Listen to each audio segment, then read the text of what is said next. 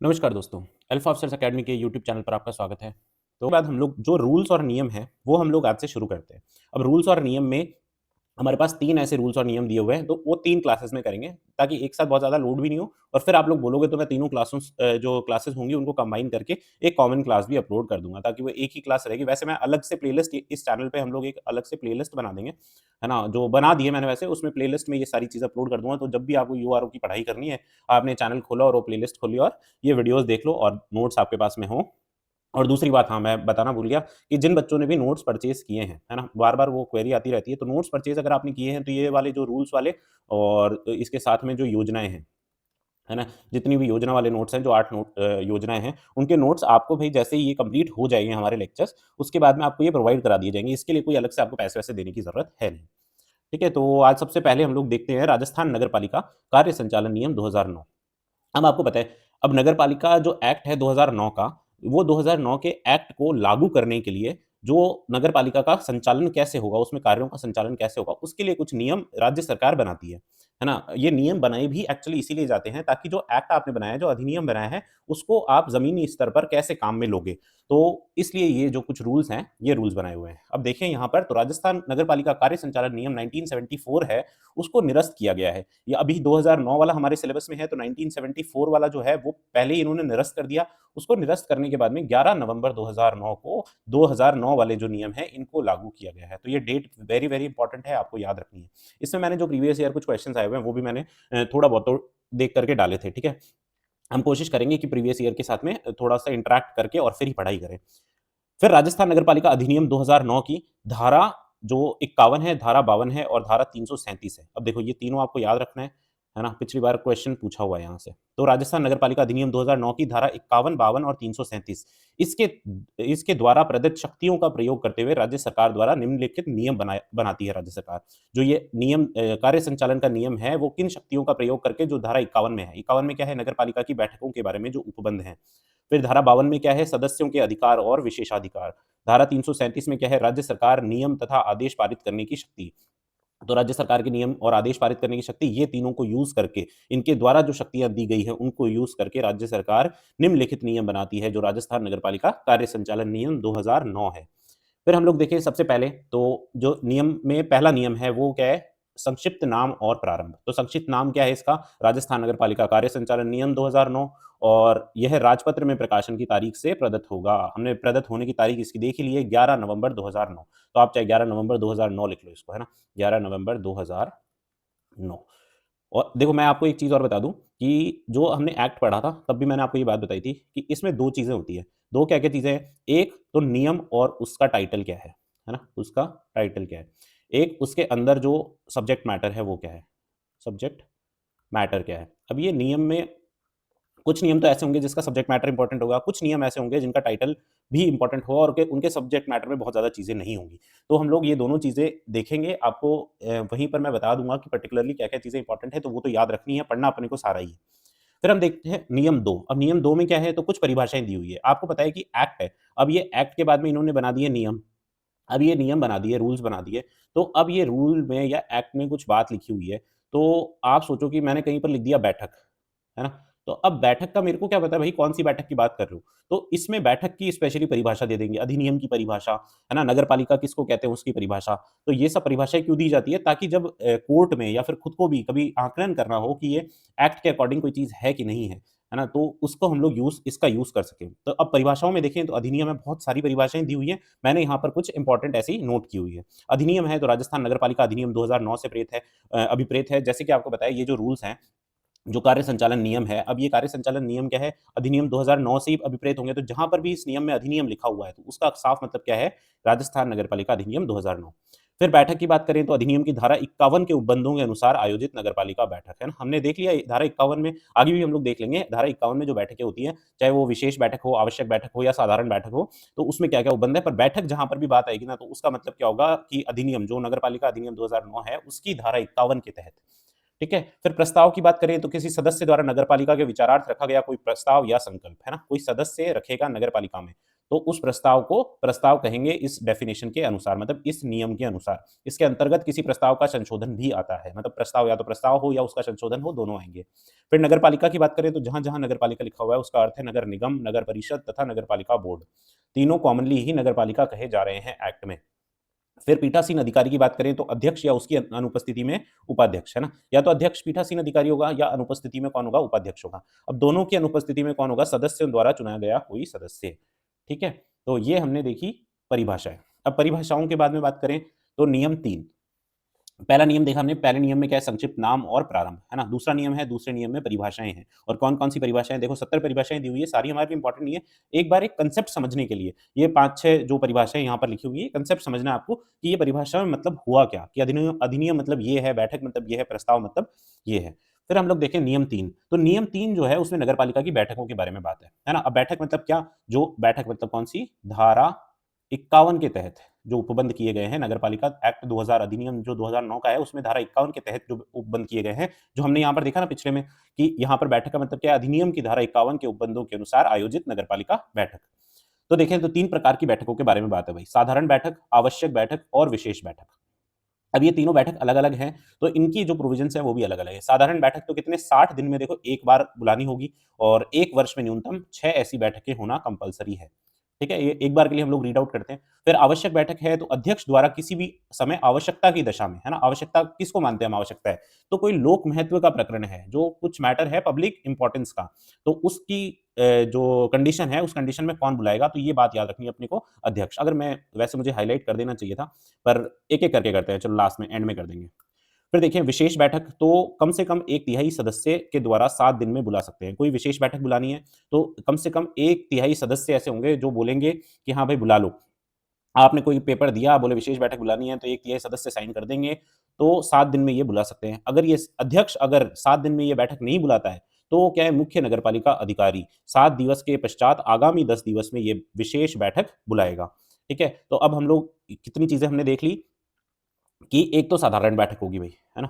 ये एक बार यहाँ से ये यहाँ पे देखो येलो जो पोर्शन है, ये मैंने इसलिए हाइलाइट किया हुआ है क्योंकि पिछले एग्ज़ाम में ये कोई क्वेश्चन पूछा हुआ था यहाँ से, है ना? तो मैंने हाइलाइट कर दिया इसको।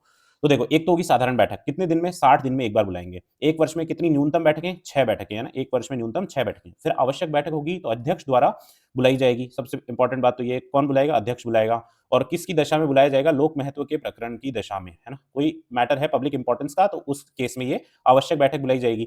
फिर विशेष बैठक है, तो विशेष बैठक देखो कम से कम 1/3 जो सदस्य हैं, वो हाँ करेंगे, तो 7 दिनों में बुला सकते हैं। बुलाएगा कौन? तो अध्यक्ष बुलाएगा भाई ये भी, है ना? ये याद रखना ये भी अध्यक्ष बुलाएगा। अब अध्यक्ष अगर विशेष बैठक 7 दिन में नहीं बुलाता है, तो जो मुख्य नगरपालिका अधिकारी है, चीफ म्युनिसिपल ऑफिसर है, सीएमओ है या जो आप लगने वाले हो ईओ है, वो बुला लेगा कितने दिनों में?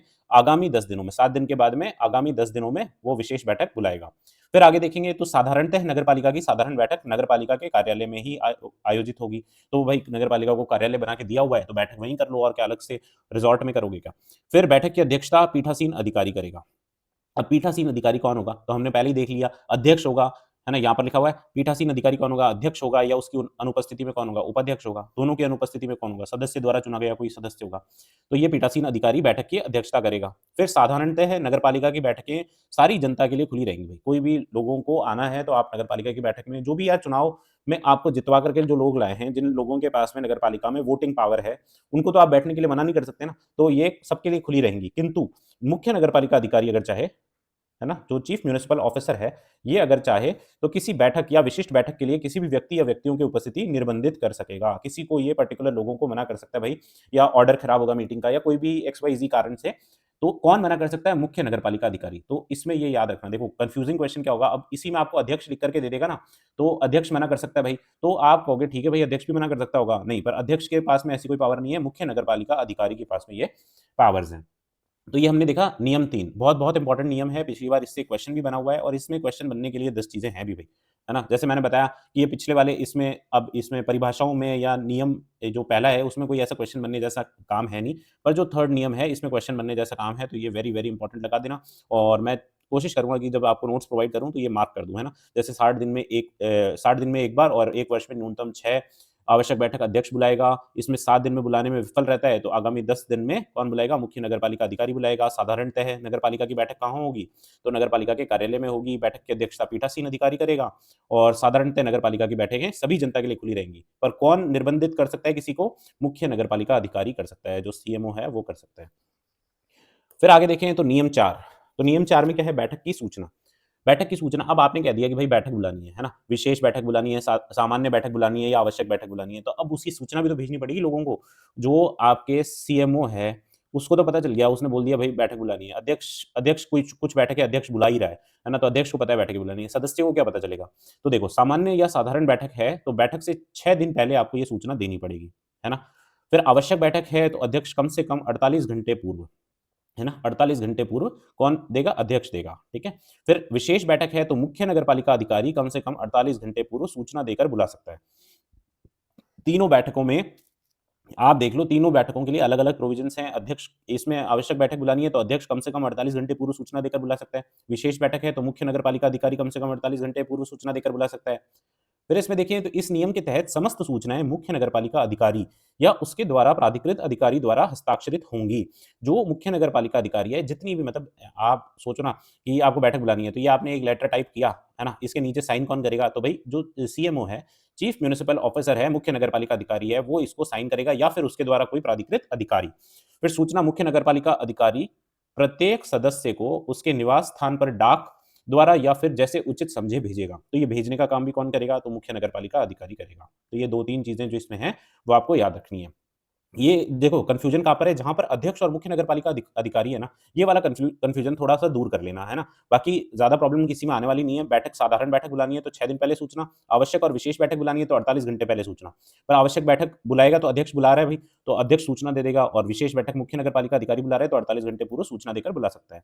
और ये सूचना भेजेगा कौन और साइन किसके होंगे? तो ये मुख्य नगरपालिका अधिकारी के होंगे।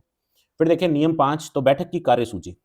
अब बैठक की कार्यसूची मतलब क्या हुआ कि आप बैठक तो कर रहे हो, है ना? एजेंडा, कार्यसूची मतलब एजेंडा। अब आप बैठक तो कर रहे हो, पर आप बैठक बैठक के लिए आ गए, सारे जने आ गए, 50 जने मान लो, 100 जने इकट्ठे हो गए। अब 100 जने इकट्ठे हो गए, अब सारे चुपचाप बैठे हैं, शांति से बैठे हैं। अब शांति से बैठे हैं तो उसके लिए क्या किया जाए? तो पहले से कोई कार्यसूची तैयार करनी पड़ेगी भई। कार्यसूची मतलब एजेंडा, मतलब क्या हुआ कि आपका क्या टारगेट है, आप क्यों मीटिंग बुला रहे हो? तो वो कार्यसूची तैयार करेगा कौन? तो मुख्य नगरपालिका अधिकारी ये कार्यसूची तैयार करेगा। कौन से विषय इसमें शामिल होंगे? एक तो देखो, मुख्य नगरपालिका अधिकारी की राय में कोई विषय है तो वो शामिल होगा। फिर अध्यक्ष द्वारा विनिर्दिष्ट कोई विषय है तो वो शामिल होगा।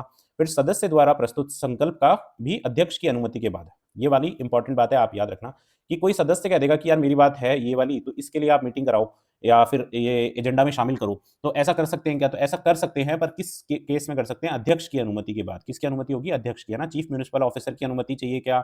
नहीं चाहिए भाई, अध्यक्ष की अनुमति चाहिए। फिर नोट में देखो क्या लिखा हुआ है, जो अध्यक्ष लेखाबद्ध कारण बताते हुए ऐसे संकल्प को अनुमति देने से मना कर सकेगा जो उसकी राय में अधिनियम का उल्लंघन करता हो, तथा अध्यक्ष का निर्णय अंतिम होगा, है ना? जो अगर मान लो किसी सदस्य ने कहा और फिर सदस्य कह रहे हैं कि आप हमारी बात कैसे नहीं मान रहे हो, तो भाई वो बता देगा अधिनियम का उल्लंघन हो रहा है या फिर जो भी कारण होगा, और इसमें अध्यक्ष का जो निर्णय होगा ये अंतिम निर्णय होगा। इसके बाद ऐसा नहीं कि मैं कोर्ट जाऊँगा और ऐसे जाऊँगा और वैसे जाऊँगा, ठीक है? तो अध्यक्ष का निर्णय अंतिम होगा इसमें। तो ये नियम 5। फिर हम लोग देखें नियम 6, तो अब भई बैठक हो गई, बैठक का हमने आयोजन कर लिया, बैठक की सूचना भेज दी, उसके बाद में बैठक का एजेंडा तय कर लिया। ब नियम 6 क्या कहता है? प्रश्न। अब प्रश्न क्या है कि जो क्वेश्चन्स उस बैठक में पूछे जाएँगे, है ना? जो क्वेश्चन्स बैठक में पूछे जाएँगे, उसके बारे में क्या प्रोविज़न्स हैं? तो कोई भी सदस्य नगरपालिका प्रशासन से संबंधित विषयों पर प्रश्न पूछ सकेगा।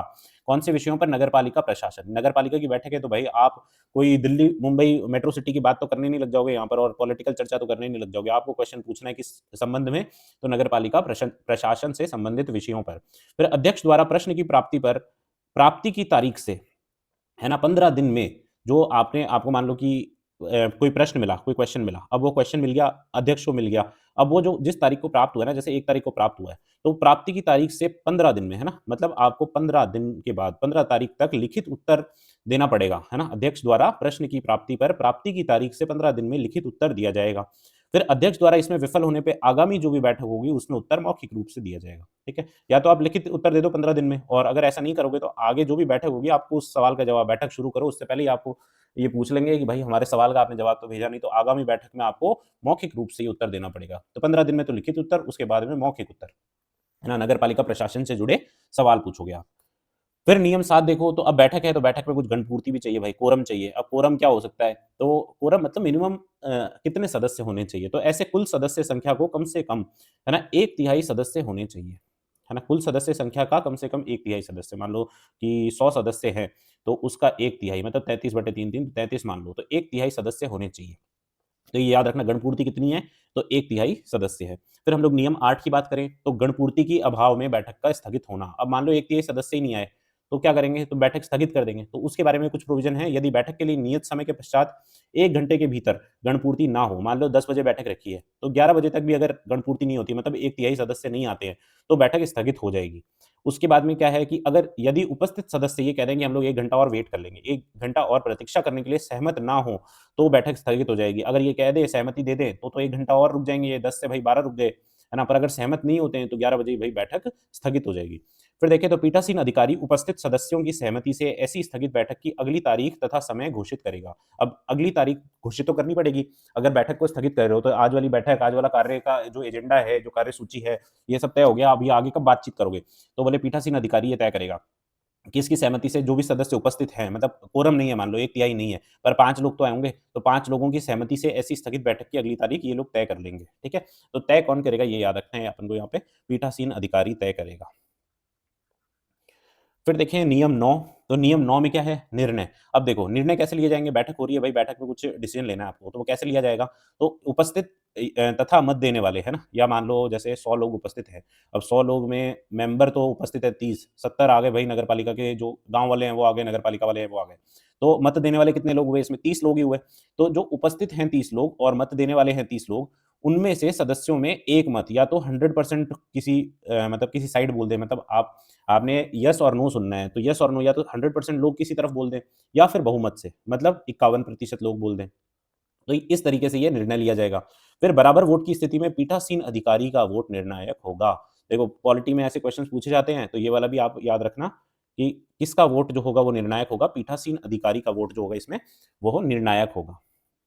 फिर आगे देखिए नियम 10, नियम 10 में क्या दिया हुआ है? मत के लिए कोई प्रस्ताव रखने का ढंग। अब कोई प्रस्ताव रखोगे आप, तो उसका ढंग क्या होगा, ये भी इसमें नियम में बताया हुआ है कि पक्ष या विपक्ष में खड़े किए गए हाथों की गिनती करके जो पीठासीन अधिकारी है वो परिणाम घोषित कर देगा तथा इस कार्रवाई को लिखा जाएगा, है ना? कौन सी कार्रवाई को? पक्ष विपक्ष के मत तथा मतदाता के नाम। इसको नोट कर लेंगे भई अपन। तो ये कौन काम कर रहा है? पीठासीन अधिकारी ही काम कर रहा है इसमें भी, है ना? ये जो चीफ म्युनिसिपल ऑफिसर है उसका कोई काम नहीं आ रहा है ना अभी तक, तो पक्ष या विपक्ष में जो हाथ खड़े करेंगे वो पीठासीन अधिकारी उनको गिन लेगा और परिणाम घोषित कर देगा। और इस जो ये पूरी कार्रवाई होगी, इसमें जो पक्ष विपक्ष के मत होंगे तथा मतदाता के नाम, इनको नोट किया जाएगा। ये बात याद रखना कि इनको नोट करना भी ज़रूरी है। फिर नियम 11 में देखोगे तो बैठक का कार्यवृत्त। अब देखो कार्यवृत्त के बारे में बताऊँ तो ये इनको इंग्लिश में कहते हैं मिनट्स ऑफ मीटिंग कह लो, या मैं इसको पर्सनली माइन्यूट्स ऑफ मीटिंग भी कहता हूँ, है ना? इसको एमओएम कहते हैं। जो कॉर्पोरेट लैंग्वेज होती है उसमें क्या होता है, या फिर आप नॉर्मली देखोगे, तो अगर मान लो कि कोई मीटिंग हुई, अब मान लो मीटिंग है और मीटिंग चल रही है, पर आज मान लो कि सीएम साहब हैं, वो सीएम साहब मीटिंग में नहीं आए, बड़े लेवल की मीटिंग चल रही है सेक्रेटरी लेवल की, पर सीएम साहब नहीं आए। अब सीएम साहब को बताएगा कौन भाई कि मीटिंग में क्या हुआ है? तो सीएम साहब को इनका मान लो कि इनका कोई प्रिंसिपल सेक्रेटरी या कोई बता देगा, तो प्रिंसिपल सेक्रेटरी जो इनको बताएगा ना, तो वो पूरी डिटेल बात बतानी पड़ेगी।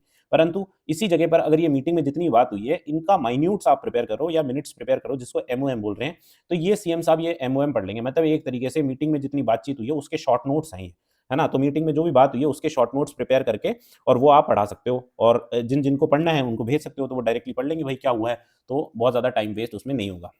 अब देखें जो कार्यव्रत जितना जो भी होगा माइन्यूट्स ऑफ, ये देवनागरी लिपि में हिंदी में लिखा जाएगा, है ना? लैंग्वेज भी लिखी हुई है। कार्यव्रत मुख्य नगरपालिका अधिकारी, देखें यहाँ पे मार्क कर देता हूँ मैं, मुख्य नगरपालिका अधिकारी के पर्यवेक्षण में बैठक की तारीख से 3 दिवस के भीतर, है ना? 3 दिवस के भीतर सारवान तथ्यों सहित लिखा जाएगा, है ना? सारवान मतलब कि समरी के तौर पे लिखा जाएगा।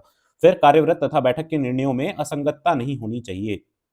अब भाई इसका फिर मिनट्स ऑफ मीटिंग का मतलब ही क्या हो जाएगा, अगर आप कुछ असंगतता रख दोगे तो? मतलब कोई डिस्क्रिपेंसी नहीं होनी चाहिए, कोई ऐसी बात नहीं होनी चाहिए कि मीटिंग में तो यस हुआ था और इसमें आपने जो माइन्यूट्स बनाया या मिनट्स बनाया उसमें आपने नो कर दिया। फिर कार्यव्रत में इस तथ्य को अभिलेखित किया जाएगा कि मुख्य नगरपालिका अधिकारी ने अपने कर्तव्यों की अनुपालना में नगरपालिका जो विधि है, सरकार के आदेश हैं, नियम हैं आदि के अनुसार सलाह दी थी और नगरपालिका द्वारा उस सलाह के अनुकूल निर्णय लिया गया। मतलब अपन जो कार्यव्रत जब लिख रहे हैं, तो जो सीएमओ है, अब सीएमओ ने जितनी भी चीज़ें की है या नगर पालिका की बैठक में कुछ चीज़ें तय हुई है, तो वो तय हुई हैं तो वो विधि के अनुसार वो सरकार के आदेश के अनुसार, नियम के अनुसार तय हुई हैं, ये आपको बताना पड़ेगा और नगर पालिका ने भी उस सलाह के अनुकूल ही काम किया है। ठीक है, तो ये बात हो गई मुख्य नगरपालिका अधिकारी क्या करेगा, मिनट्स ऑफ मीटिंग बनवाएगा, कितने दिन में बनवाएगा भाई? 3 दिवस के भीतर-भीतर और कोई असंगतता नहीं होनी चाहिए, देवनागरी हिंदी लिपि में ये लिखा जाएगा। फिर आगे देखें तो बैठक के कार्यवृत्त के बारे में और क्या-क्या बातें हैं? मुख्य नगरपालिका अधिकारी जो मैंने बताया, आपने ये शॉर्ट नोट्स तो बना लिए बैठक के, पर ये जो इसकी है ना एमओएम की मिनट्स ऑफ मीटिंग की कॉपी, है ना? एक प्रति निम्न को भेजेगा। अब ये निम्न कौन-कौन है? नगरपालिका के सभी सदस्यों को भेजेगा। मान लो कि कोई एब्सेंट है, तो वो भी भाई शॉर्ट नोट्स ले लेगा। फिर निदेशक है स्थानीय निकाय, उनको भेजेगा। क्षेत्रीय उपनिदेशक को भेजेगा। फिर यदि नगर निगम है, तो संभागीय आयुक्त को भेजेगा, है ना? और नगर परिषद और नगर पालिका है, तो इस मामले में जिला कलेक्टर को भेजेगा। ठीक है? तो ये जिन-जिन को सदस्यों को देखो इम्पोर्टेंट है ये 11वां नियम, तो जिन-जिन सदस्यों को ये भेजने वाले हैं, उनका आपको नाम ध्यान रखना है। नगरपालिका के सभी सदस्यों को भेजेंगे, निदेशक जो डायरेक्टर होंगे लोकल बॉडीज़ के, स्थानीय निकाय के, उनको भेजा जाएगा, क्षेत्रीय उपनिदेशक को भेजा जाएगा, जो रीजनल रीजनल डेप्यूटी डायरेक्टर है, उनको भेजा जाएगा और यदि नगर निगम है, तो संभागीय आयुक्त को और अन्य मामलों में जिला कलेक्टर को। फिर यदि मुख्य नगरपालिका अधिकारी की राय में कोई निर्णय अधिनियम तथा राज्य सरकार के आदेश निर्देश के प्रतिकूल है, मतलब मान लो कि सीएमओ कह रहा है कि कोई जो निर्णय है ये इन्होंने ले तो लिया भाई पर ये तो आपकी सरकार ने जो रूल्स बना रखे हैं या फिर जो आपने नियम के अलावा जो आदेश दे रखे हैं, उसके प्रतिकूल है। तो जो सीएमओ होगा वो अपना दृष्टिकोण अभिलेखित करेगा और उसके आगे के निर्देश के लिए राज्य सरकार को भेजेगा। ठीक है? राज्य सरकार को भेज देगा कि भई मैंने तो कहा था ऐसे करना है, पर इन्होंने नहीं किया, अपनी मर्ज़ी से इन्होंने काम किया है, तो मैं आपको पहले ही बता देता हूँ। अपनी कोई गारंटी नहीं है फिर, है ना? फिर एमओएम देखो मिनट्स ऑफ मीटिंग जो है वो सीएमओ और उस बैठक के पीठासीन अधिकारी द्वारा हस्ताक्षरित होगी। हस्ताक्षर किसके होंगे भई? एक तो सीएमओ के होंगे और एक जो उस बैठक का पीठासीन अधिकारी होगा, मतलब अध्यक्ष मान लेते हैं एक बार के लिए अपन, है ना? पीठासीन अधिकारी अपन ने शुरू में देख लिया है वैसे, अध्यक्ष होगा, उपाध्यक्ष होगा या फिर कौन होगा? तो सीएमओ और अध्यक्ष इन दोनों द्वारा ये साइन होगी या फिर अध्यक्ष की जगह आप देखो तो पीठासीन अधिकारी द्वारा साइन होगी। तो ये है नियम 11।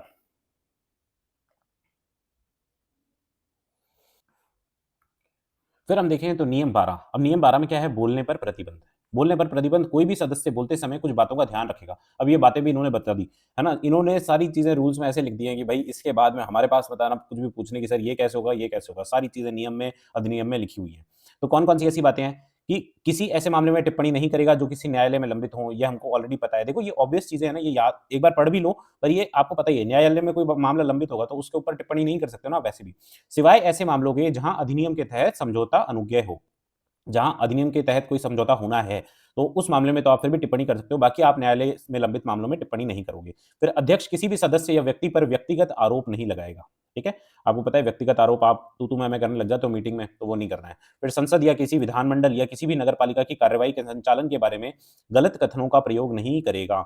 गलत कथन मतलब कि कुछ ऐसा डाटा हो, कुछ ऐसे फैक्ट्स हों या फिर कुछ ऐसी गलत बात हो, जो वहाँ पर ओरिजिनली तो हुई नहीं है और आप उसको तोड़-मरोड़ करके बात को बता रहे हो। फिर मानहानि कारक मान लो कि अपमानजनक शब्द है ना, ऐसा कुछ भी नहीं कहेगा। उसके बोलने के अधिकार का प्रयोग नगरपालिका के कार्य में बाधा डालने के प्रयोजन से नहीं होगा। मतलब वो बोल रहा है तो वो उसका उद्देश्य यही नहीं हो जाना चाहिए कि भाई मेरा काम क्या है? तो मेरा काम है नगरपालिका के जो कार्य हैं उसमें बाधा डाल देता हूँ। तो ऐसा कुछ भी आपको बोलने की ज़बरदस्ती ज़रूरत नहीं है। कोई भी सदस्य किसी भी प्रस्ताव पर एक से अधिक बार नहीं बोल सकेगा। ये इंपॉर्टेंट बात है भई, इसमें क्वेश्चन पूछने लायक, एक से अधिक बार नहीं बोल सकेगा, सिवाय उस सदस्य के जिसने प्रस्ताव रखा है। जो जिसने प्रस्ताव रखा है वो तो एक से ज़्यादा बार बोल सकता है, पर उसके अलावा जो भी सदस्य हैं, वो लोग एक से अधिक बार उस बारे में नहीं बोल सकेंगे। तो ये था हमारा नियम 12। फिर नियम 13 देखें तो भाषणों की अवधि। अब ये भाषण तो दिलवा रहे हो आप, पर इसकी अवधि कितनी होगी? क्योंकि नेताजी तो अगर एक बार बोलना चालू होते हैं तो उनको कोई लिमिट तो है नहीं। तो पीठासीन अधिकारी अपने विवेक अनुसार सदस्यों के भाषण की अवधि निर्धारित करेगा। तो आपको याद रखना है कौन करेगा भई? पीठासीन अधिकारी करेगा। वैसे भी इसमें सीएमओ का तो कोई काम नहीं है, क्योंकि नगरपालिका का सदस्य अगर सीएमओ कह देगा कि मैं निर्धारित करूँगा तो नगरपालिका का सदस्य उसको वैसे ही बोलेगा कि भाई तू रहने दे। तो नियम के अनुसार भी क्या है, इन्होंने सही नियम बना रखा है कि पीठासीन अधिकारी अपने विवेक अनुसार ये टाइम है इसको डिसाइड करेगा। फिर देखें तो नियम 14 जो 14वां नियम है उसमें क्या है, बैठक के विचाराधीन किसी विषय पर किसी सदस्य का आर्थिक हित निहित होने की प्रक्रिया। अब मान लो कि कोई बैठक चल रही है और उसमें आप कोई है ना पैसों को लेकर के चर्चा है कि बोले 1 लाख रुपए का कुछ काम है।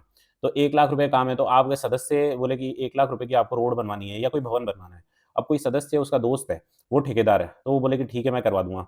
तो ऐसा जो सदस्य है, उसके साथ क्या किया जाएगा, आर्थिक हित जिसका निहित है, वो दोस्त को बोल देगा भाई 50,000 रुपए मेरे को भी चाहिए इसमें। तो ऐसा करके आर्थिक हित अगर आपका निहित है, तो उसमें क्या प्रक्रिया है, तो कोई सदस्य या अध्यक्ष नगर पालिका की बैठक में विचारार्थ आने वाले किसी भी विषय में विचार-विमर्श में भाग नहीं लेगा, ठीक है? है ना? भाग भी नहीं लेगा और मत भी नहीं देगा। जो क्वेश्चन बनने लायक बात है वो ये है कि भाग भी नहीं लेगा और मत भी नहीं देगा यदि उसमें किसी सदस्य अध्यक्ष का प्रत्यक्ष या परोक्ष रूप से आर्थिक हित निहित हो। मतलब अगर आप मनी मैटर्स में जाओगे तो भाई मनी मैटर्स में अगर आपका आर्थिक हित, आपकी जो इकोनॉमिक जो हित है वो अगर इसमें निहित है तो आप ना तो आप भाग लोगे, ना आप मत दोगे, है ना? और कौन-कौन, चाहे सदस्य हो चाहे अध्यक्ष हो, दोनों के लिए ही एप्लीकेबल है। फिर पीठासीन पदाधिकारी अभिलिखित करने के पश्चात ऐसे सदस्यों को प्रतिबंधित कर सकेगा। ठीक है ना? ऐसे सदस्यों को क्या करेगा? प्रतिबंधित कर सकेगा। फिर देखें तो नियम 15 है। नियम 15 में क्या है? दिन का कार्यक्रम क्या होगा या दैनिक कार्यसूची क्या होगी? तो सामान्यतः कार्यसूची के अनुसार जो दिन भर का काम है वो कार्यसूची के अनुसार किया जाएगा, तो ये कुछ इंपॉर्टेंट नहीं है। फिर नियम 16 है, तो नियम 16 में क्या है? बैठक में किए जाने वाले कार्य। अब बैठक में क्या-क्या काम होंगे? तो दिन की कार्यसूची में शामिल नहीं किए गए किसी भी मामले पर पीठासीन अधिकारी की अनुमति के बिना विचार नहीं किया जाएगा। अब देखो कार्यसूची अपन ने बना ली थी, एजेंडा बना लिया था। अब वो बैठक में एजेंडा के अलावा कोई बात आ गई, तो अब वो बात है ना, जब तक पीठासीन अधिकारी हाँ नहीं कर देता है, अनुमति नहीं दे देता है, तब तक आप उस बात के बारे में वहाँ पर चर्चा नहीं कर सकते हो जो एजेंडा में शामिल नहीं है।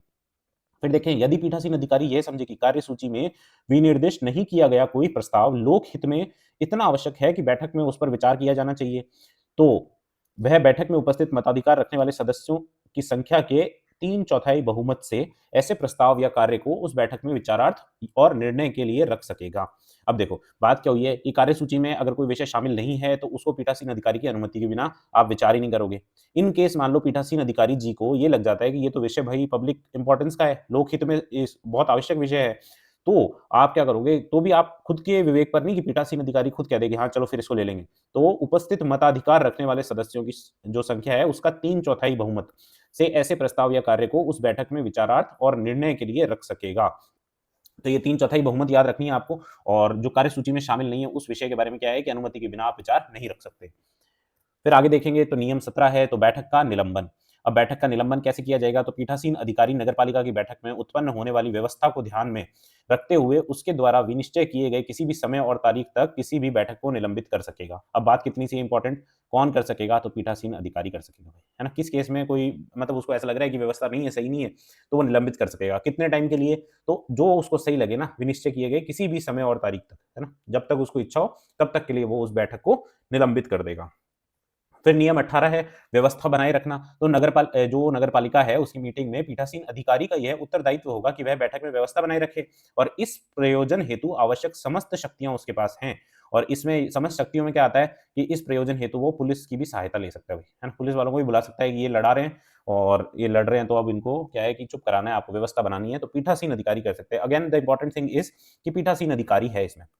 व्यवस्था बनाए रखने का काम किसका? पीठासीन अधिकारी का। उसके पास समस्त शक्तियाँ होंगी और पुलिस को भी वो बुला सकता है। फिर देखें तो बैठक में नियम 19 क्या है? बैठक में विशेषज्ञों को बुलाने की शक्तियाँ। तो ये भी अगेन किसके पास होगी? पीठासीन प्राधिकारी जो है सरकार के तकनीकी, विधिक एवं अन्य विशेषज्ञों और स्थानीय अधिकारियों को बैठक में उपस्थित होने और उनकी सलाह लेने के लिए बुला सकेगा। तो वापस से इंपॉर्टेंट बात क्या है? देखो जो-जो इंपॉर्टेंट है हम लोग वही-वही चीज़ें देख रहे हैं। बाकी 70 चीज़ें हैं, 70 चीज़ें आप करते भी रहोगे। पेपर में मैंने तो पेपर देखो प्रीवियस ईयर क्वेश्चंस देख करके और ये सब कुछ नोट्स प्रिपेयर किए हैं। आपको कहीं और से कुछ और प्रिपेयर करना हो तो आप कर सकते हो बेशक, पर हाँ, हमको थोड़ा-सा एग्ज़ाम ओरिएंटेड होकर के ही पढ़ना चाहिए, इसलिए मैं वही चीज़ें डिस्कस कर रहा हूँ जो आपके क्वेश्चंस बन सकते हैं, मतलब क्वेश्चंस बनने लायक हों। तो आप चाहो तो कभी आपने कोई टेस्ट सीरीज़ जॉइन की हो, तो आप एक काम करना कि टेस्ट सीरीज़ में आप ये जैसे मान लो कि नगर पालिका अधिनियम पढ़ाया हुआ है और ये वाला नियम हो गया, तीनों नियम भले तीनों नियम हो जाए ना, उसके बाद में टेस्ट दे करके देख लेना। फिर आप मुझे कमेंट करके बता देना भाई कि आपने भई ऐसी-ऐसी बात तो बताई नहीं जो इसने क्वेश्चन में पूछ ली। ठीक है, कोई एक आधा क्वेश्चन बहुत अतरंगी कोई बना सकते हैं टेस्ट सीरीज़ वाले, ज़बरदस्ती बच्चों को डराने के लिए कि हम बहुत अच्छी टेस्ट सीरीज़ बना रहे हैं, पर ऐसा कुछ होता नहीं है। आप पिछली बार का तो आप पेपर उठा कर के देख लो ना, तो आपको पता चल जाएगा कि अगर ये पेपर आना है, तो मैं कह रहा हूँ आपको कि वापस से आपके एग्ज़ाम की कट ऑफ 108 नंबर से नीचे नहीं जानी है। 105 तो मान ही लो, 108 भी ज़्यादा हो गया, तो 105 तो मान ही लो। क्योंकि आपको पता है बहुत ईज़ी पेपर आया था और पेपर मतलब पेपर में कुछ है ही नहीं ना बनने जैसा। मैं आपको बता रहा हूँ, मैंने आपको वैसे ही बता दिया। सभी सब्जेक्ट के प्रीवियस ईयर क्वेश्चंस जितने भी ईओआरओ वाले स्पेसिफिक बात करें तो प्रीवियस ईयर क्वेश्चंस है ना, चाहे हिस्ट्री हो, चाहे आर्ट एंड कल्चर हो, चाहे राजस्थान पॉलिटी हो और इंडियन पॉलिटी हो और राजस्थान की ज्योग्राफी हो, है ना? इतने से तो सब्जेक्ट हैं। 2-3 बार प्रीवियस ईयर क्वेश्चन कर लो, 2-3 बार नोट्स पढ़ लो, इतने में काम हो जाएगा आपका। ठीक है? तो चलो आगे देखते हैं, ये सब बातें आपको पता है, वैसे सबको पता ही है ऑलरेडी ये सब बातें, पर फिर भी बता देते हैं, अपना काम है। फिर नियम 20 की बात करें, तो नियम 20 में क्या है? राज्य सरकार के निर्देश के अनुसार बैठक आहूत करना या किसी भी मामले को कार्यसूची में सम्मिलित करना। अब देखो राज्य सरकार निर्देश देगी तो उसके अनुसार बैठक को आहूत करना या किसी भी मामले में कार्यसूची किसी भी मामले को कार्यसूची में सम्मिलित करना। हमने देखा एजेंडा में कोई बात किसी भी बात को शामिल करना है तो ऊपर हमने देखा या तो 3/4 सदस्यों की आपको अनुमति चाहिए। कौन से इसमें देखा हमने नियम 16 में कार्यसूची में शामिल करना है तो देखो जो पीठासीन अधिकारी है उसकी अनुमति के बिना नहीं कर सकते अपन।